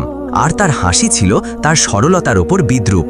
সে ভেবেছিল এই মেয়ে বুঝতে পারছে না, সে ঘোষণা করছে যে সে আমার স্ত্রী হবে এবং আমার পিছনে মৃত্যুবরণ করবে, যেন বলছে তুমি চাও বা না চাও আমি তোমার চিরকালের অতিথি। তার সাথে তার পুড়ে মরা ছিল নারীদের আবেগপ্রবণ স্বভাবের অংশ এবং এজন্যই সে হাসল। সিফাইউস বলল, তুমি সঠিক বলেছ হে রাজা সালাউদ্দিন। তারপর অনিচ্ছা সত্ত্বেও সে পরবর্তী ধাঁধাটি বলতে শুরু করল, শোনো হে রাজা, একজন অমুসলিম রাজা ছিলেন, মধ্যবয়সী, যিনি সব কিছুর মালিক ছিলেন, কিন্তু একটি জিনিস ছাড়া, সন্তানের আশীর্বাদ। তার সম্পদ ও ক্ষমতা থাকা সত্ত্বেও তিনি সন্তান না পাওয়ার জন্য দুঃখে ভুগতেন। তিনি বড় বড় পুরোহিত ও জ্যোতিষীদের কাছে গেলেন, কিন্তু সবাই তাকে একই কথা বলল, হে মহারাজ, আপনার ভাগ্যে সন্তান নেই। অবশেষে রাজা একটি প্রত্যন্ত জঙ্গলে একজন সাধুর কাছে গেলেন এবং বছরের পর বছর ধরে তার সেবা করলেন। 12 বছর ধরে তিনি কোনো অভিযোগ বা দাবি ছাড়াই সাধুর সেবা করলেন। একদিন সাধু তাকে বললেন, হে পুত্র, তুমি 12 বছর ধরে আমার সেবা করেছ, কিন্তু আমি কখনো তোমার আগমনের কারণ জিজ্ঞাসা করিনি। তুমি আমার কাছে কিছু চাওনি, আমি তোমার প্রতি কৃতজ্ঞ।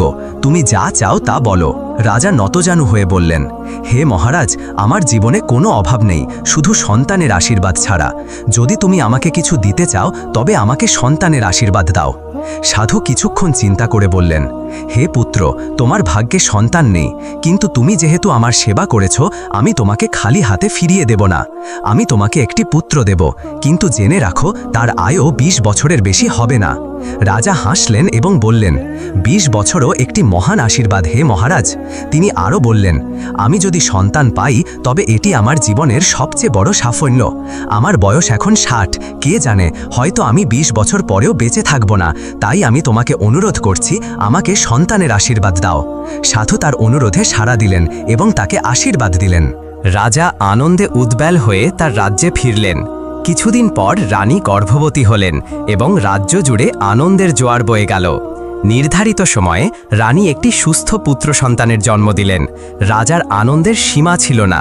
তিনি তার ছেলের নাম রাখলেন সুলতান। সময়ের সাথে সাথে সুলতান বড় হল। রাজা সিদ্ধান্ত নিলেন যে তাকে প্রাসাদের মধ্যেই শিক্ষা দেওয়া হবে, বাইরে নয়। তিনি সেরা শিক্ষকদের নিয়োগ করলেন এবং সুলতান সাহিত্য থেকে শুরু করে যুদ্ধকলা পর্যন্ত সবকিছু শিখল। সে একজন সুদর্শন যুবক হয়ে উঠল যে সবার দৃষ্টি আকর্ষণ করত। যখন সে যৌবনে পদার্পণ করল, অন্যান্য রাজ্য থেকে তার জন্য বিয়ের প্রস্তাব আসতে শুরু করল। রাজা তার জন্য উপযুক্ত পাত্রী খুঁজতে ব্যস্ত হয়ে পড়লেন। তিনি সাধুর ভবিষ্যৎবাণী সম্পূর্ণ ভুলে গিয়েছিলেন যে তার ছেলের আয়ু 20 বছরের বেশি হবে না। রাজার শরীরও সুস্থ হয়ে উঠেছিল এবং পিতৃত্বের স্বাদ পেয়ে তার আত্মা প্রাণবন্ত হয়ে উঠেছিল। কিন্তু যখন সুলতানের 20তম বছর এলো, রাজা সাধুর কথা মনে করলেন। তার হৃদয় সংকুচিত হয়ে গেল এবং দুঃখ তাকে গ্রাস করল। রানী তার এই উদ্বেগ লক্ষ্য করলেন এবং কারণ জিজ্ঞাসা করলেন। রাজা তাকে পুরো সত্য বললেন। রানীও দুঃখে ভেঙে পড়লেন। তারপর চিন্তা করে বললেন, হে মহারাজ, আপনাকে সেই সাধুর কাছে ফিরে যেতে হবে। তিনি এই বিপদের সমাধান জানেন। রাজা তার পরামর্শে সম্মত হলেন এবং সময়ের সাথে পাল্লা দিয়ে তার ছেলের প্রাণ বাঁচাতে জঙ্গলের দিকে ছুটলেন। সাধুর কাছে পৌঁছে তিনি তার পায়ে পড়ে বললেন, হে মহারাজ, আমার ছেলে তার 20তম বছরে পৌঁছেছে। আমি ভেবেছিলাম হয়তো আমি এই দিন দেখতে বেঁচে থাকব না, কিন্তু সন্তানের আশীর্বাদ আমাকে জীবনের প্রতি আরও আসক্ত করেছে।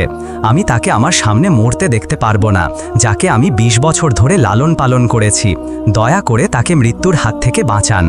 সাধু দীর্ঘশ্বাস ফেলে বললেন, হে পুত্র, আমি তোমাকে আগেই বলেছিলাম যে তোমার ছেলের আয়ও 20 বছরের বেশি হবে না। আমি তোমাকে একটি সন্তান দিয়েছি, কিন্তু এখন আমার কিছুই করার নেই। কিন্তু রাজা হাল ছাড়লেন না। তিনি সাধুর পায়ে ধরে কাঁদতে কাঁদতে অনুরোধ করতে লাগলেন, অবশেষে সাধু বললেন, শোনো, একটি মাত্র উপায় আছে তার মৃত্যু এড়ানোর। তাকে এমন একটি মেয়ের সাথে বিয়ে দিতে হবে যে তার আগে মরতে প্রস্তুত এবং মৃত্যুকে তার কাছে যেতে দেবে না। রাজার মুখ উজ্জ্বল হয়ে উঠল। তিনি সাধুকে ধন্যবাদ জানিয়ে প্রাসাদে ফিরলেন এবং তার সৈন্যদের এমন একটি মেয়ে খুঁজে আনার নির্দেশ দিলেন। সৈন্যরা সারা দেশে ছড়িয়ে পড়ল এমন একটি কোণে খুঁজতে, কিন্তু যেখানেই তারা এই শর্তের কথা বলতো সেখানেই তাদের বিস্ময় ও বিদ্রুপের মুখোমুখি হতে হতো। মানুষ বলল, মৃত্যুর ওপর কারো নিয়ন্ত্রণ নেই, কিভাবে একটি মেয়ে তার স্বামীকে মৃত্যুর হাত থেকে বাঁচাবে? এটা অসম্ভব। মৃত্যু সত্য এবং এটি তার নির্ধারিত সময়ে আসবেই। সৈন্যরা হতাশ হয়ে পড়ল, কেউ এই শর্ত মেনে নিতে রাজি হলো না। অবশেষে একটি হতাশ দল প্রাসাদে ফেরার পথে 3টি মেয়েকে দেখল, যারা পথে হাঁটতে হাঁটতে কথা বলছিল। তারা ছিল ঘনিষ্ঠ বান্ধবী, একজন কুম্ভারের মেয়ে, একজন স্বর্ণকারের মেয়ে আর একজন ব্রাহ্মণের মেয়ে। কিছুদিন আগেই শহরের রাজকন্যার বিয়ে হয়েছিল একটি জাঁকজমকপূর্ণ অনুষ্ঠানে, কিন্তু তার স্বামী পরদিনই মারা গিয়েছিল। এই দুঃখজনক ঘটনা নিয়ে সবাই কথা বলছিল। 3 বান্ধবীও এই বিষয়ে আলোচনা করছিল। ব্রাহ্মণের মেয়ে বলল, বোনেরা, রাজকন্যা ছিল অপরূপ সুন্দরী, কিন্তু বেচারি তার বিয়ের সুখ উপভোগ করতে পারেনি। বিয়ের পরদিনই মৃত্যু তার স্বামীকে কেড়ে নিল। স্বর্ণকারের মেয়ে বলল, তুমি ঠিক পড়েছ, তার সৌন্দর্য ছিল অতুলনীয়, এমন সৌন্দর্য লাখে একজন পায়, কিন্তু ভাগ্যের কাছে কে জিততে পারে? তখন কুম্ভারের মেয়ে বিদ্রুপ করে বলল, তোমরা কেন তার সৌন্দর্য নিয়ে এত কথা বলছো? তার সৌন্দর্য কি কাজে এলো যদি সে তার স্বামীকে মৃত্যুর হাত থেকে বাঁচাতে না পারে? এমন সৌন্দর্য কি কাজে যদি তা তার প্রিয়জনকে রক্ষা করতে না পারে? যদি সে সত্যিই শক্তিশালী হতো তাহলে তার স্বামী বেঁচে থাকত। তার কথায় অন্য 2 বান্ধবী ক্ষুব্ধ হল এবং বলল, তুমি তার জায়গায় থাকলে কি করতে? কুম্ভারের মেয়ে আত্মবিশ্বাসের সাথে বলল, আমি যদি তার জায়গায় থাকতাম তাহলে আমার স্বামীকে মরতে দিতাম না। আমি যে কোনো মূল্যে মৃত্যুকে তার কাছ থেকে দূরে রাখতাম। রাজার নির্দেশে থাকা সৈন্যরা তাদের পিছনে হাঁটছিল এবং তাদের পুরো কথোপকথন শুনল। তারা তৎক্ষণাৎ রাজার আদেশ মনে করল, এমন একটি মেয়ে খুঁজে আনতে হবে যে তার স্বামীকে তার আগে মরতে দেবে না। তারা তৎক্ষণাৎ মেয়েদের নাম ও বাড়ির ঠিকানা জিজ্ঞাসা করল এবং প্রাসাদে ফিরে রাজাকে পুরো ঘটনা জানালো। রাজা তাদের কথা শুনে আশার আলো দেখলেন। তিনি তৎক্ষণাৎ তার মন্ত্রী ও কিছু উচ্চপদস্থ কর্মকর্তাকে নিয়ে সৈন্যদের বর্ণিত গ্রামে গেলেন। কয়েক ঘন্টার পথ পাড়ি দিয়ে তারা কুম্ভারের বাড়িতে পৌঁছালেন। মন্ত্রী নিজের পরিচয় দিয়ে কুম্ভারকে উদ্দেশ্য জানালেন এবং তার মেয়েকে রাজপুত্র সুলতানের সাথে বিয়ে দেওয়ার প্রস্তাব দিলেন। কুম্ভার বিস্মিত হয়ে গেলেন এবং কি বলবেন বুঝতে পারলেন না। তিনি মন্ত্রীকে বাড়িতে আমন্ত্রণ জানালেন, আতিথেয়তা দেখালেন। তারপর দ্রুতদার সম্প্রদায়ের প্রতিবেশীদের কাছে গিয়ে এই বড় খবর জানালেন। কেউ কেউ আপত্তি করল, বলল, আমরা আমাদের মেয়েকে অন্য সম্প্রদায়ের কাউকে বিয়ে দেব না, এমনকি যদি সে রাজপুত্র হয়। কিন্তু সম্প্রদায়ের বিজ্ঞজনেরা বললেন, এটা কি পাগলামি? এটা রাজপুত্রের প্রস্তাব। রাজ পরিবারের সাথে সম্পর্ক স্থাপনের মানে কি তা কি বোঝো? আমরা রাজদরবারের অংশ হব, রাজাদের মাঝে আমাদের স্থান হবে। এই সুবর্ণ সুযোগ নষ্ট করো না। তাদের কথা সবার মনে প্রভাব ফেলল এবং অবশেষে তারা সম্মত হল। কুম্ভার তার মেয়েকে রাজপুত্র সুলতানের সাথে বিয়ে দিতে রাজি হলেন। রাজা সিদ্ধান্ত নিলেন যে তার ছেলের বিয়ে হবে সেই দিনে, যেদিন তার 20তম জন্মদিন, যেটি তার মৃত্যুর নির্ধারিত দিন। উভয় পক্ষ থেকে বিয়ের প্রস্তুতি শুরু হলো। প্রাসাদে আনন্দের উৎসব শুরু হলো। দিনগুলো কেটে গেল এবং সেই নির্ধারিত দিন এলো। বিয়ের সকালে অনুষ্ঠান শুরুর আগে রাজা কনের সাথে একান্তে দেখা করতে চাইলেন। তার চোখে পানি টলমল করছিল। তিনি পুরো গল্প তাকে বললেন, কিভাবে তিনি একজন সাধুর সেবা করেছিলেন সন্তানের আশীর্বাদ পাওয়ার জন্য, এবং কিভাবে সাধু বলেছিলেন যে তার ছেলের আয়ু 20 বছরের বেশি হবে না। তিনি বললেন, আজই সেই শেষ দিন। আমি তোমাকে সব বলেছি। এখন আমার ছেলের জীবন তোমার হাতে। যদি তুমি তার মৃত্যুকে মধ্যরাত পর্যন্ত ঠেকাতে পারো তাহলে নতুন দিন শুরু হবে এবং এই ভয়ানক বিপদ দূর হয়ে যাবে। কুম্ভারের মেয়ে, যার নাম ছিল সৌরকান, এক মুহূর্তের জন্য হতবাক হল, কিন্তু সে দ্রুত নিজেকে সামলে নিল এবং সাহস ও দৃঢ়তার সাথে বলল, চিন্তা করবেন না হে মহারাজ, যতক্ষণ আমি বেঁচে আছি আমি আপনার ছেলের কোনো ক্ষতি হতে দেব না। তার কথায় রাজার মনে শান্তি ফিরল। সন্ধ্যায় শুভ মুহূর্তে পুরোহিত সৌরকান ও সুলতানকে বিয়ের মঞ্চে ডাকলেন এবং তিনি মন্ত্র পড়তে শুরু করলেন। হঠাৎ একটি বিষধর সাপ রাজপুত্রের দিকে এগিয়ে এলো, যেন তাকে দংশন করে হত্যা করতে চায়। কিন্তু সৌরকান যে সজাগ ছিল তৎক্ষণাৎ সাপটিকে দেখে ফেলল এবং বুঝল এটি তার স্বামীকে হত্যা করতে এসেছে। সে দ্রুত হাত বাড়িয়ে সাপটিকে ধরে ফেলল, তার মুখ পায়ের নিচে চেপে ধরল এবং তার উপর বসে পড়ল যাতে সেটি নড়তে না পারে। সে সাপের মুখ পায়ের নিচে চেপে রাখল। হঠাৎ সাপের সঙ্গিনী এসে বলল, তুমি কেন আমার স্বামীর মুখে পা দিয়ে ধরে রেখেছ? দয়া করে তাকে ছেড়ে দাও, নইলে সে মরে যাবে। সৌরকান কঠোরভাবে বলল, তোমার স্বামী আমার স্বামীকে হত্যা করতে এসেছে। যদি আমি এখন তাকে ছেড়ে দিই সে আবার চেষ্টা করবে। আমি আমার স্বামীকে ছাড়ব না, এমনকি যদি এর জন্য আমার জীবন দিতে হয়। সাপের সঙ্গিনী বলল, না, সে আর চেষ্টা করবে না, আমি প্রতিশ্রুতি দিচ্ছি।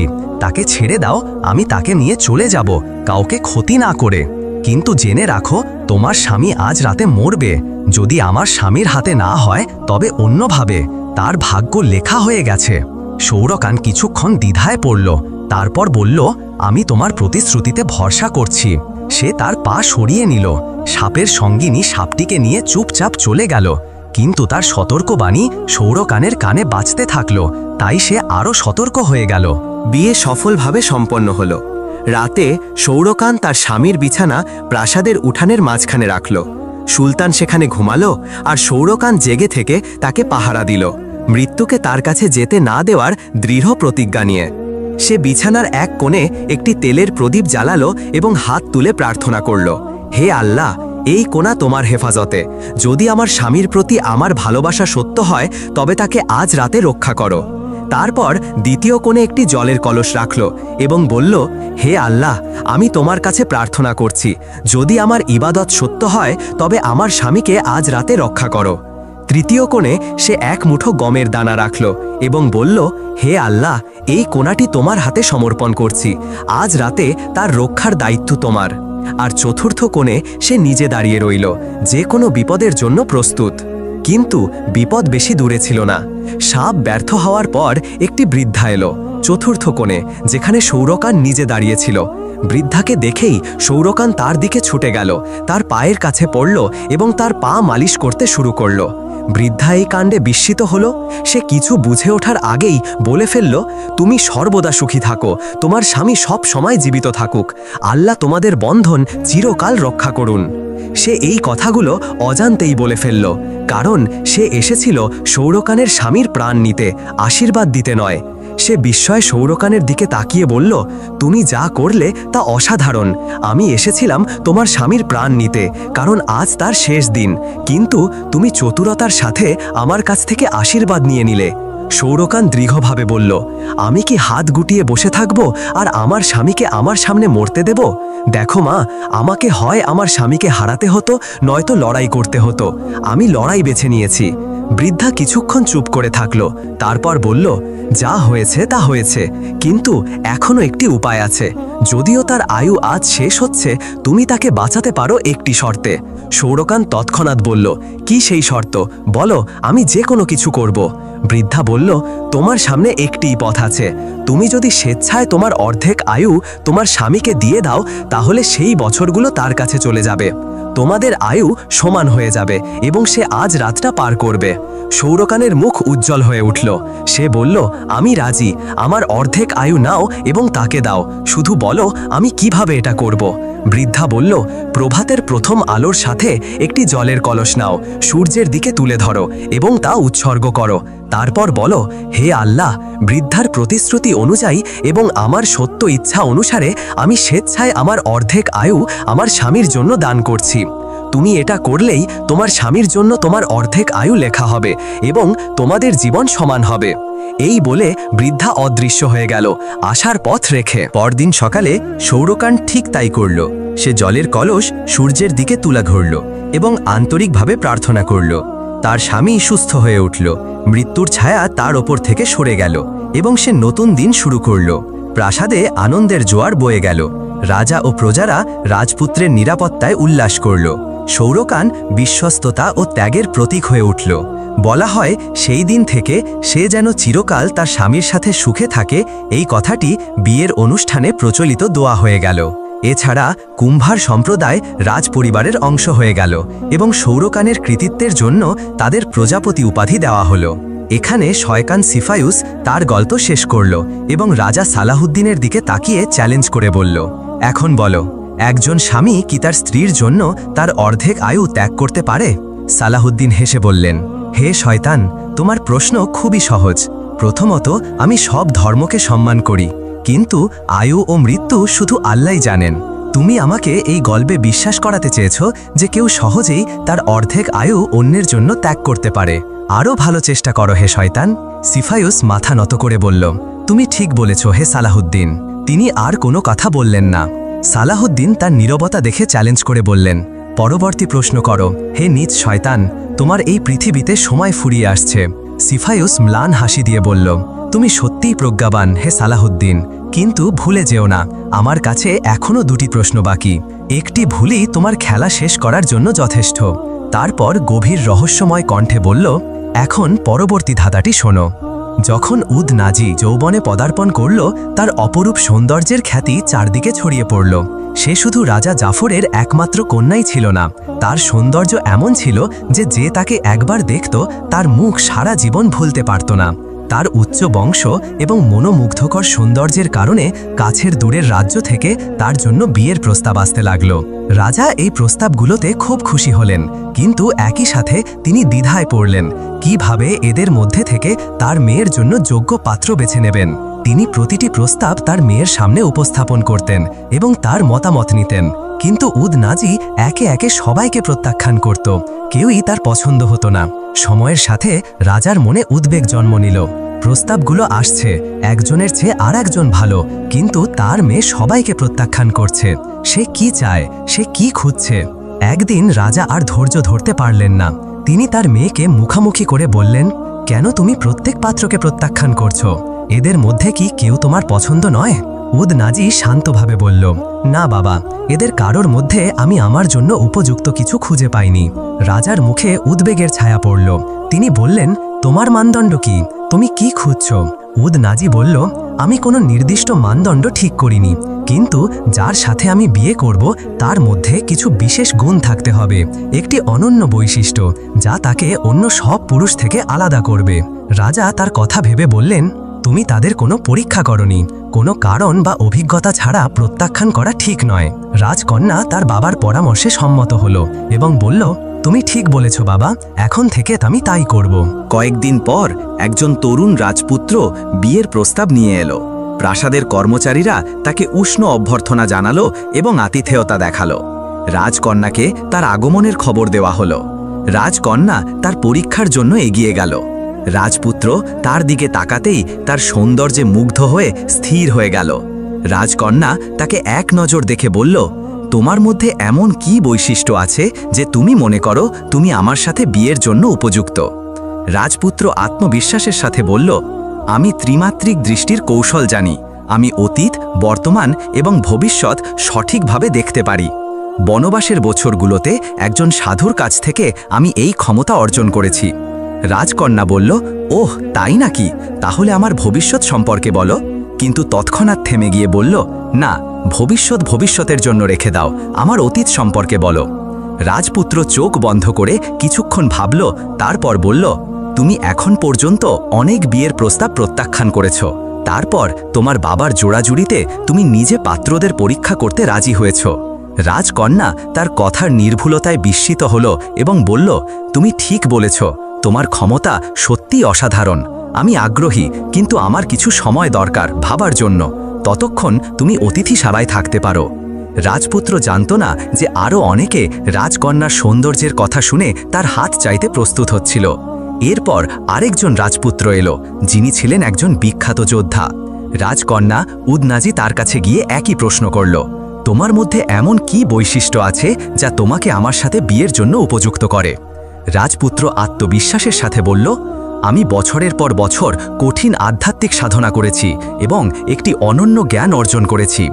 এর মাধ্যমে আমি একটি আকাশযান তৈরি করেছি যা কয়েক সেকেন্ডের মধ্যে পৃথিবীর যে কোনো জায়গায় পৌঁছে যেতে পারে।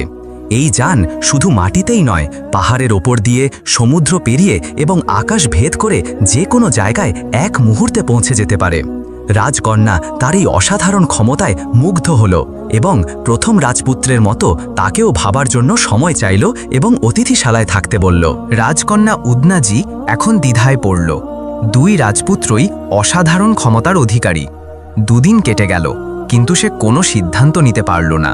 তৃতীয় দিনে আরেকজন রাজপুত্র প্রাসাদে এলো, যিনি তার পূর্বসূরিদের চেয়ে কম ছিলেন না। তিনিও রাজকন্যার হাত চাইতে এসেছিলেন। রাজকন্যা তার কাছে গিয়ে একই প্রশ্ন করল। তিনি ভদ্রভাবে বললেন, হে রাজকন্যা, আমি বছরের পর বছর যুদ্ধকলায় প্রশিক্ষণ নিয়েছি এবং বর্ষা নিক্ষেপে এমন দক্ষতা অর্জন করেছি যার তুলনা নেই। এমনকি চোখ বন্ধ করেও আমি আমার শত্রুকে আঘাত করতে পারি, যত শক্তিশালীই হোক না কেন। আমি একবার বর্ষা নিক্ষেপ করলে শত্রু তৎক্ষণাৎ মাটিতে লুটিয়ে পড়ে, বাঁচার কোনো সুযোগ ছাড়াই। রাজকন্যা তার এই দক্ষতায় মুগ্ধ হল এবং তাকেও ভাবার জন্য সময় চাইল, অতিথিশালায় থাকতে বলল। তারপর সে তার বাবা মায়ের সাথে আলোচনা করে সিদ্ধান্ত নিল যে একটি নির্দিষ্ট দিনে তার চূড়ান্ত সিদ্ধান্ত ঘোষণা করবে। দিনগুলো কেটে গেল, তার মন একটি প্রশ্নে আটকে রইল, এই তিনজনের মধ্যে কাকে বেছে নেবে। নির্ধারিত দিনে 3 রাজপুত্র রাজদরবারে এলো, তাদের সেরা পোশাকে। দরবারে মন্ত্রী, শাসক ও রাজ্যের গণ্যমান্য ব্যক্তিরা উপস্থিত ছিলেন, রাজকন্যার সিদ্ধান্ত জানার জন্য অপেক্ষা করছিলেন। কিন্তু অদ্ভুত কিছু ঘটল। রাজকন্যা সময় মতো উপস্থিত হল না। কিছুক্ষণ পর তার দাসীরা এসে জানালো, রাজকন্যা তার কক্ষে নেই, সে অদৃশ্য হয়ে গেছে। দরবারে বিস্ময় ও অস্থিরতা ছড়িয়ে পড়ল। রাজা তৎক্ষণাৎ প্রাসাদের প্রতিটি কক্ষ, প্রতিটি কোণ তল্লাশির নির্দেশ দিলেন, কিন্তু কোনো লাভ হল না। রাজকন্যার কোনো চিহ্ন পাওয়া গেল না। রাজকন্যার অদৃশ্য হওয়ার খবর রাজ্যে আগুনের মতো ছড়িয়ে পড়ল। দুঃখ ও ভয় সবাইকে গ্রাস করল। সবাই একটি প্রশ্ন করছিল, রাজকন্যা কোথায় গেল, কিভাবে সে অদৃশ্য হল? লোকেরা নানা অনুমান করতে লাগল। এই বিভ্রান্তির মাঝে রাজা প্রথম রাজপুত্রের কথা মনে করলেন, যিনি অতীত, বর্তমান ও ভবিষ্যৎ দেখতে পারেন। তিনি তার কাছে ছুটে গিয়ে বললেন, হে রাজপুত্র, তুমি বলেছ তুমি লুকানো জিনিস দেখতে পারো, বলো আমার মেয়ে এখন কোথায়? রাজপুত্র আত্মবিশ্বাসের সাথে বলল, হ্যাঁ হে মহারাজ, আমি পারি। সে চোখ বন্ধ করে কিছুক্ষণ মন্ত্র পড়ল, তারপর বলল, হে মহারাজ, একটি দুষ্ট দানব রাজকন্যার সৌন্দর্যে মুগ্ধ হয়ে তাকে অপহরণ করেছে এবং তাকে তার প্রাসাদে নিয়ে গেছে, যা একটি গভীর উপত্যকায়, দুর্গম পাহাড়ের মাঝে। সেখানে সহজে পৌঁছানো যায় না। এই কথা শুনে রাজার পায়ের তলার মাটি সরে গেল। তিনি গভীর দ্বিধায় পড়লেন। তখন দ্বিতীয় রাজপুত্র, যিনি আকাশযানের মালিক, এগিয়ে এসে বললেন, চিন্তা করবেন না হে মহারাজ, দানব যত দূরেই থাকুক, আমার জান তাকে এক মুহূর্তে সেখানে নিয়ে যেতে পারে। কিন্তু প্রশ্ন রইল, কে দানবের মুখোমুখি হবে? তৃতীয় রাজপুত্র, যিনি বর্ষার মালিক, আত্মবিশ্বাসের সাথে বললেন, আমি তার সাথে লড়াই করব, চিন্তা করবেন না হে মহারাজ। রাজা তাদের অনুমতি দিলেন। 3 রাজপুত্র আকাশযানে চড়ে দানবের আস্থানার দিকে রওনা হলেন। তারা পৌঁছানোর সাথে সাথে দানব তাদের মুখোমুখি হল। তার চেহারা ছিল ভয়ঙ্কর। তৃতীয় রাজপুত্র এগিয়ে গেলেন এবং পূর্ণ শক্তি দিয়ে তার বর্ষা ছুড়লেন। বর্ষা বিদ্যুতের মতো বাতাস চিরে দানবের বুক ভেদ করে পিছনে বেরিয়ে গেল। দানব তৎক্ষণাৎ মাটিতে লুটিয়ে পড়ল এবং মারা গেল। 3 রাজপুত্র দ্রুত রাজকন্যার কাছে গিয়ে তাকে আকাশযানে তুলে প্রাসাদে ফিরলেন। সবাই অপরিসীম আনন্দে তাদের স্বাগত জানালো। রাজা তার মেয়ে উদনাজিকে সুস্থ অবস্থায় দেখে আনন্দে উদ্বেল হলেন। রাজ্যে আনন্দের জোয়ার বয়ে গেল। রাজা 3 রাজপুত্রকে ধন্যবাদ জানালেন এবং আবারও দরবার বসালেন। সবাই তাদের নির্ধারিত স্থানে বসল, রাজকন্যার চূড়ান্ত সিদ্ধান্তের অপেক্ষায়। এখানে সিফায়ুস তার গল্প এই মুহূর্তে থামালো এবং বলল, বলো হে সালাহুদ্দিন, তুমি কি মনে করো রাজকন্যা 3 রাজপুত্রের মধ্যে থেকে কাউকে তার স্বামী হিসাবে বেছে নিয়েছিল? সালাহুদ্দিন কিছুক্ষণ ভেবে বলল, রাজকন্যা উদ্দনাজি যোদ্ধা রাজপুত্রকে বেছে নিয়েছিল, যে বর্ষার মাধ্যমে দানবকে হত্যা করেছিল। শয়তান বিস্ময়ে বলল, কেন হে সালাহুদ্দিন? তার উদ্ধারে 3 জনেরই অবদান ছিল, তাহলে কেন সে শুধু দানব হত্যাকারীকে বেছে নিল? আর যে তার অবস্থান জানিয়েছিল এবং যে তাদের সেখানে পৌঁছে দিয়েছিল, তাদের উপেক্ষা করল? সালাহুদ্দিন দৃঢ়ভাবে বলল, হে প্রতারক শয়তান, রাজকন্যা প্রথম রাজপুত্রকে বেছে নেয়নি, যে অসাধারণ দৃষ্টিশক্তির অধিকারী, কারণ সে তার অবস্থান জানালেও রাজার সৈন্যেরা 1 বা 2 দিনের মধ্যে তাকে খুঁজে বের করত। আর দ্বিতীয় রাজপুত্র, যার ছিল জাদুকরি যান, তার যান না থাকলেও সৈন্যেরা কষ্ট হলেও দানবের আস্থানায় পৌঁছে যেত। কিন্তু তৃতীয় রাজপুত্রকে বেছে নেওয়ার কারণ দুটি। প্রথমত, দানবের কাছে পৌঁছানো এক জিনিস আর তাকে পরাজিত করা আরেক জিনিস। পুরো রাজ্যে এমন কেউ ছিল না যে এই মহান যোদ্ধা ছাড়া দানবকে পরাজিত করতে পারত। দ্বিতীয়ত, এবং এটিই সবচেয়ে গুরুত্বপূর্ণ, রাজকন্যা ছিল রাজার একমাত্র কন্যা।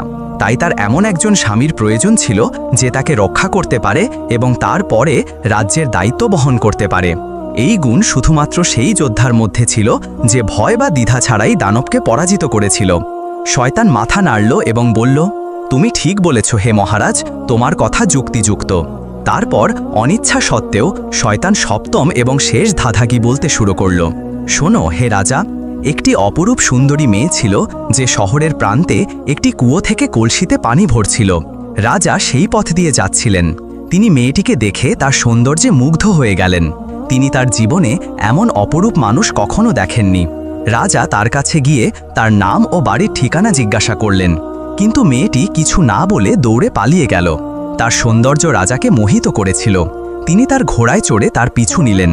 মেয়েটি ভয়ে কাঁপতে কাঁপতে তার বাড়িতে পৌঁছে তার বাবাকে বলল, বাবা, একজন অপরিচিত লোক আমাকে অনুসরণ করছে। কিন্তু তার বাবা কিছু বুঝে ওঠার আগেই রাজা বাড়িতে ঢুকে পড়লেন। মেয়ের বাবা রাজাকে দেখে বিচলিত হলেন, কিন্তু তিনি তাকে চিনতে পারলেন। তিনি হাত জোর করে বললেন, হে মহারাজ, কী কারণে আপনি এই দরিদ্রের ঘরে এসেছেন? রাজা বললেন, ভয় পেও না হে ভালো মানুষ, যদি তোমার আপত্তি না থাকে আমি তোমার মেয়ের সাথে বিয়ে করতে চাই। বাবা বিস্মিত হলেন এবং বললেন, হে মহারাজ, আমি কিভাবে আপনাকে প্রত্যাখ্যান করব? আমি তো অত্যন্ত খুশি যে আমার মেয়ে রাজ্যের রানী হবে। মেয়েটি পাশের ঘর থেকে সব শুনছিল। তার মুখ লজ্জায় লাল হয়ে গেল, কিন্তু সে কোনো আপত্তি করল না। বাবা দ্রুত বিয়ের প্রস্তুতি সম্পন্ন করলেন এবং বিয়ে হয়ে গেল। রাজা তার তরুণী স্ত্রীকে ঘোড়ায় তুলে প্রাসাদের দিকে রওনা হলেন। পথে রাত নেমে এলো এবং তাদের একটি ঘন জঙ্গলের মধ্য দিয়ে যেতে হলো। জঙ্গলের মাঝখানে তরুণী স্ত্রী বলল, হে মহারাজ, আমার খুব তেষ্টা পেয়েছে, আমি আর সহ্য করতে পারছি না। রাজা তার ঘোড়া থামালেন এবং জঙ্গলের মধ্যে কুয়ো বা ঝর্ণার খোঁজে চারদিকে তাকাতে লাগলেন। কিন্তু তিনি জানতেন না যে এই জঙ্গলের গভীরে একটি নরখাদক দানব বাস করে, যে মানুষের রক্তের জন্য তৃষ্ণার্ত। এই দানব যখনই কোনো মানুষ জঙ্গলের মধ্য দিয়ে যেত, তার গন্ধ শুকে তাকে আক্রমণ করত। যখন আবারও মানুষের গন্ধ তার নাকে এলো, সে আনন্দে উল্লাসিত হল, কারণ সে কয়েকদিন ধরে ক্ষুধার্ত ছিল। সে দ্রুত গন্ধের উৎসের দিকে ছুটল। কিছুক্ষণের মধ্যে দানব তরুণী রানীর কাছে পৌঁছে গেল। তাকে দেখে রানীর চোখ ভয়ে জড়িয়ে গেল এবং সে উচ্চ স্বরে চিৎকার করল। রাজা দূর থেকে তার চিৎকার শুনলেন। তার হৃদয় কেঁপে উঠল এবং তিনি পূর্ণ শক্তি দিয়ে ছুটে এলেন। পৌঁছে তিনি দেখলেন তার স্ত্রীকে দানবের কবলে। রাজা হাত তুলে দানবের কাছে অনুনয় করলেন যেন সে তার স্ত্রীকে ছেড়ে দেয়, কিন্তু ক্ষুধার জ্বালায় দানব তার কান্না বা অনুনয়ের দিকে কান দিল না। তখন রাজা বললেন, হে দানব, আমার কথা শোনো, আমি এই রাজ্যের রাজা। যদি তুমি আমার স্ত্রীকে ছেড়ে দাও, আমি প্রতি সপ্তাহে তোমার কাছে একজন শক্তিশালী পুরুষ পাঠাবো, যাকে তুমি খেতে পারবে। এটি আমার প্রতিশ্রুতি, আমি আমার সম্মানের শপথ করছি। দানব ভাবল, যদি আমি এখন এই মহিলাকে খাই তবে শুধু আজকের জন্য আমার ক্ষুধা মিটবে, কিন্তু যদি আমি রাজার প্রস্তাব মেনে নিই তবে প্রতি সপ্তাহে আমি তাজা মাংস পাবো, ছুটে বেড়ানোর প্রয়োজন ছাড়াই। প্রস্তাবটি তার পছন্দ হলো। সে মহিলাকে ছেড়ে দিল এবং রাজাকে বলল, তোমার কাছে 7 দিন সময় আছে। যদি তুমি তোমার প্রতিশ্রুতি পূরণ না করো, আমি তোমার প্রাসাদে ঢুকে সবাইকে খেয়ে ফেলব। রাজা তার স্ত্রীকে নিয়ে প্রাসাদে ফিরলেন, কিন্তু তার মন ভারী ছিল। তিনি ভাবলেন, আজ আমি তাকে বাঁচিয়েছি, কিন্তু প্রতি সপ্তাহে একজন জীবিত মানুষ কোথায় পাব, যাকে আমার হাতে মৃত্যুর মুখে পাঠাতে হবে? কে এমনভাবে নিজেকে উৎসর্গ করতে রাজি হবে? এই প্রশ্নগুলো তার মনকে কুরে কুরে খাচ্ছিল। তিনি তার মন্ত্রীদের সাথে পরামর্শ করলেন। তারা একটি নিষ্ঠুর পরামর্শ দিল। রাজা রাজ্যে ঘোষণা করলেন, যে নিজেকে দানবের কাছে উৎসর্গ করতে রাজি হবে তাকে তার শরীরের ওজনের সমান রূপা দেওয়া হবে। এই ঘোষণা শুনে রাজ্যে ক্ষোভের ঝড় উঠল। মানুষ বলল, এ কেমন রাজা যে তার প্রজাদের মৃত্যুর জন্য বিক্রি করে, যেন তারা দাস? কে এমন বোকা যে এক মুঠো রূপার জন্য নিজের জীবন দিয়ে দেবে? দিনগুলো কেটে গেল, কিন্তু কেউ এগিয়ে এলো না। রাজা প্রতিদিন আরও উদ্বিগ্ন হয়ে পড়লেন। মেয়াদের মাত্র 2 দিন বাকি ছিল। শহরের একটি এলাকায় মর্দুক নামে এক দরিদ্র লোক বাস করত। সে তার বাবা, স্ত্রী এবং 2টি ছোট ছেলে মেয়ের সাথে থাকত। সে মজুরি করে জীবিকা নির্বাহ করত। কাজ পেলে কাজ করত, না পেলে খালি হাতে বাড়ি ফিরত। দারিদ্র্য তার পরিবারকে ছিন্ন ভিন্ন করে দিয়েছিল। প্রায়ই তারা ক্ষুধার্ত অবস্থায় ঘুমাত। এক সন্ধ্যায় তার বাবা তাকে বলল, হে পুত্র, আমি রাজার ঘোষণার কথা শুনেছি, তুমি কেন রাজার কাছে যাও না? হয়তো আমরা কিছু টাকা পাবো, আর তোমার পরিবার তোমার পরে একটি সচ্ছল জীবন পাবে। মর্দুক তার বাবার কথা শুনে হৃদয়ে ব্যথা পেল, কিন্তু তার কিছু করার ছিল না। সে দুঃখে ভারাক্রান্ত হয়ে সম্মতি দিল এবং প্রাসাদে গেল। সে রাজাকে বলল, হে মহারাজ, আমি দানবের কাছে যেতে প্রস্তুত। রাজার মন একটু হালকা হল। তিনি তার পাহারাদারদের মর্দুককে নিয়ে যাওয়ার নির্দেশ দিলেন। মর্দুক বিমনা হয়ে হাঁটছিল, চিন্তায় ডুবে। হঠাৎ সে উচ্চস্বরে হাসতে শুরু করল, তারপর কিছুক্ষণ পর কাঁদতে লাগল। কিছুক্ষণ ভেবে সে একটি দৃঢ় সিদ্ধান্ত নিল এবং সোজা দানবের কাছে গেল। দানব তাকে দেখে ক্ষুধার জ্বালায় পাগলের মতো তার উপর ঝাঁপিয়ে পড়ল, কিন্তু মর্দুক দ্রুত পাশে সরে গেল এবং এক লহমায় একজন পাহারাদারের হাত থেকে বর্শা ছিনিয়ে নিয়ে দানবের ওপর ঝাঁপিয়ে পড়ল। সে একটি শক্তিশালী আঘাত করল। দানব এমন অপ্রত্যাশিত আক্রমণের জন্য প্রস্তুত ছিল না। সে মাটিতে লুটিয়ে পড়ল, জখমে জর্জরিত। মর্দুক থামল না। সে একের পর এক আঘাত করতে থাকল, যতক্ষণ না দানব তার শেষ নিঃশ্বাস ত্যাগ করল এবং নিশ্চল হয়ে গেল। সিফাইউস গল্প শেষ করে বলল, বলো হে সালাহুদ্দিন, যখন সৈন্যেরা মর্দুককে দানবের কাছে নিয়ে যাচ্ছিল, তখন সে হঠাৎ কেন হাসল এবং তারপর কাঁদল? সালাহুদ্দিন বলল, শোনো হে প্রতারক শয়তান, যখন মর্দুককে দানবের কাছে নিয়ে যাওয়া হচ্ছিল, তখন তার মনে একটি চিন্তা এলো যে এই পৃথিবীতে কেউ কাউকে সমর্থন করে না, না তার বাবা যে তাকে জন্ম দিয়েছে, না রাজা যার উচিত ছিল তার প্রজাদের রক্ষা করা। তাই সে প্রথমে বাস্তবতার তিক্ততায় হাসল, তারপর দুঃখে কাঁদল। তারপর সে বুঝল যে মানুষকে তার নিজের যুদ্ধ নিজেকেই লড়তে হয়। এই চিন্তা থেকে সে শক্তি সংগ্রহ করল এবং দানবের মুখোমুখি হয়ে তাকে পরাজিত করল। সিফাইউস বিস্ময় ও ক্রোধ মিশ্রিত কণ্ঠে বলল, তুমি সত্যিই প্রজ্ঞাবান হে সালাহুদ্দিন, কিন্তু দুর্ভাগ্যবশত তুমি এখন আমার হাতে মারা যাবে। আমার বন্ধুরা, আমার একটি প্রশ্ন আছে। রাজা কি মর্দুককে তার শরীরের ওজনের সমান রূপা দিয়ে পুরস্কৃত করবে, যেমনটি তিনি প্রতিশ্রুতি দিয়েছিলেন? কারণ পুরস্কারটি ছিল তার জন্য যে নিজেকে উৎসর্গ করবে। আর ভুলো না লাইক ও সাবস্ক্রাইব করতে। সপ্তম এবং শেষ প্রশ্নের উত্তর দেওয়ার পর আকাশে প্রচণ্ড বজ্রধ্বনি হল। সিফাইউসের গলার মালার শক্তি ক্ষয় হতে শুরু করল এবং অদৃশ্য হয়ে গেল, কারণ তার আশীর্বাদের ক্ষমতা শেষ হয়ে গিয়েছিল।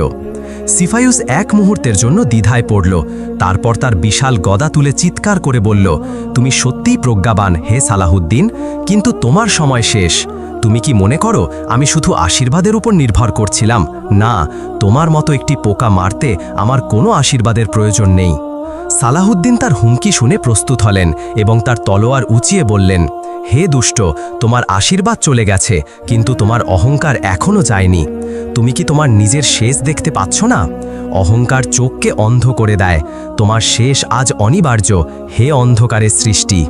সিফাইউস প্রচণ্ড ক্রোধে ফেটে পড়ল এবং বলল, আমার শেষ এত সহজ নয়, বরং এটা তোমার শেষ হবে হে পোকা। সে তার গদা দিয়ে রাজার উপর আঘাত করতে ছুটে গেল।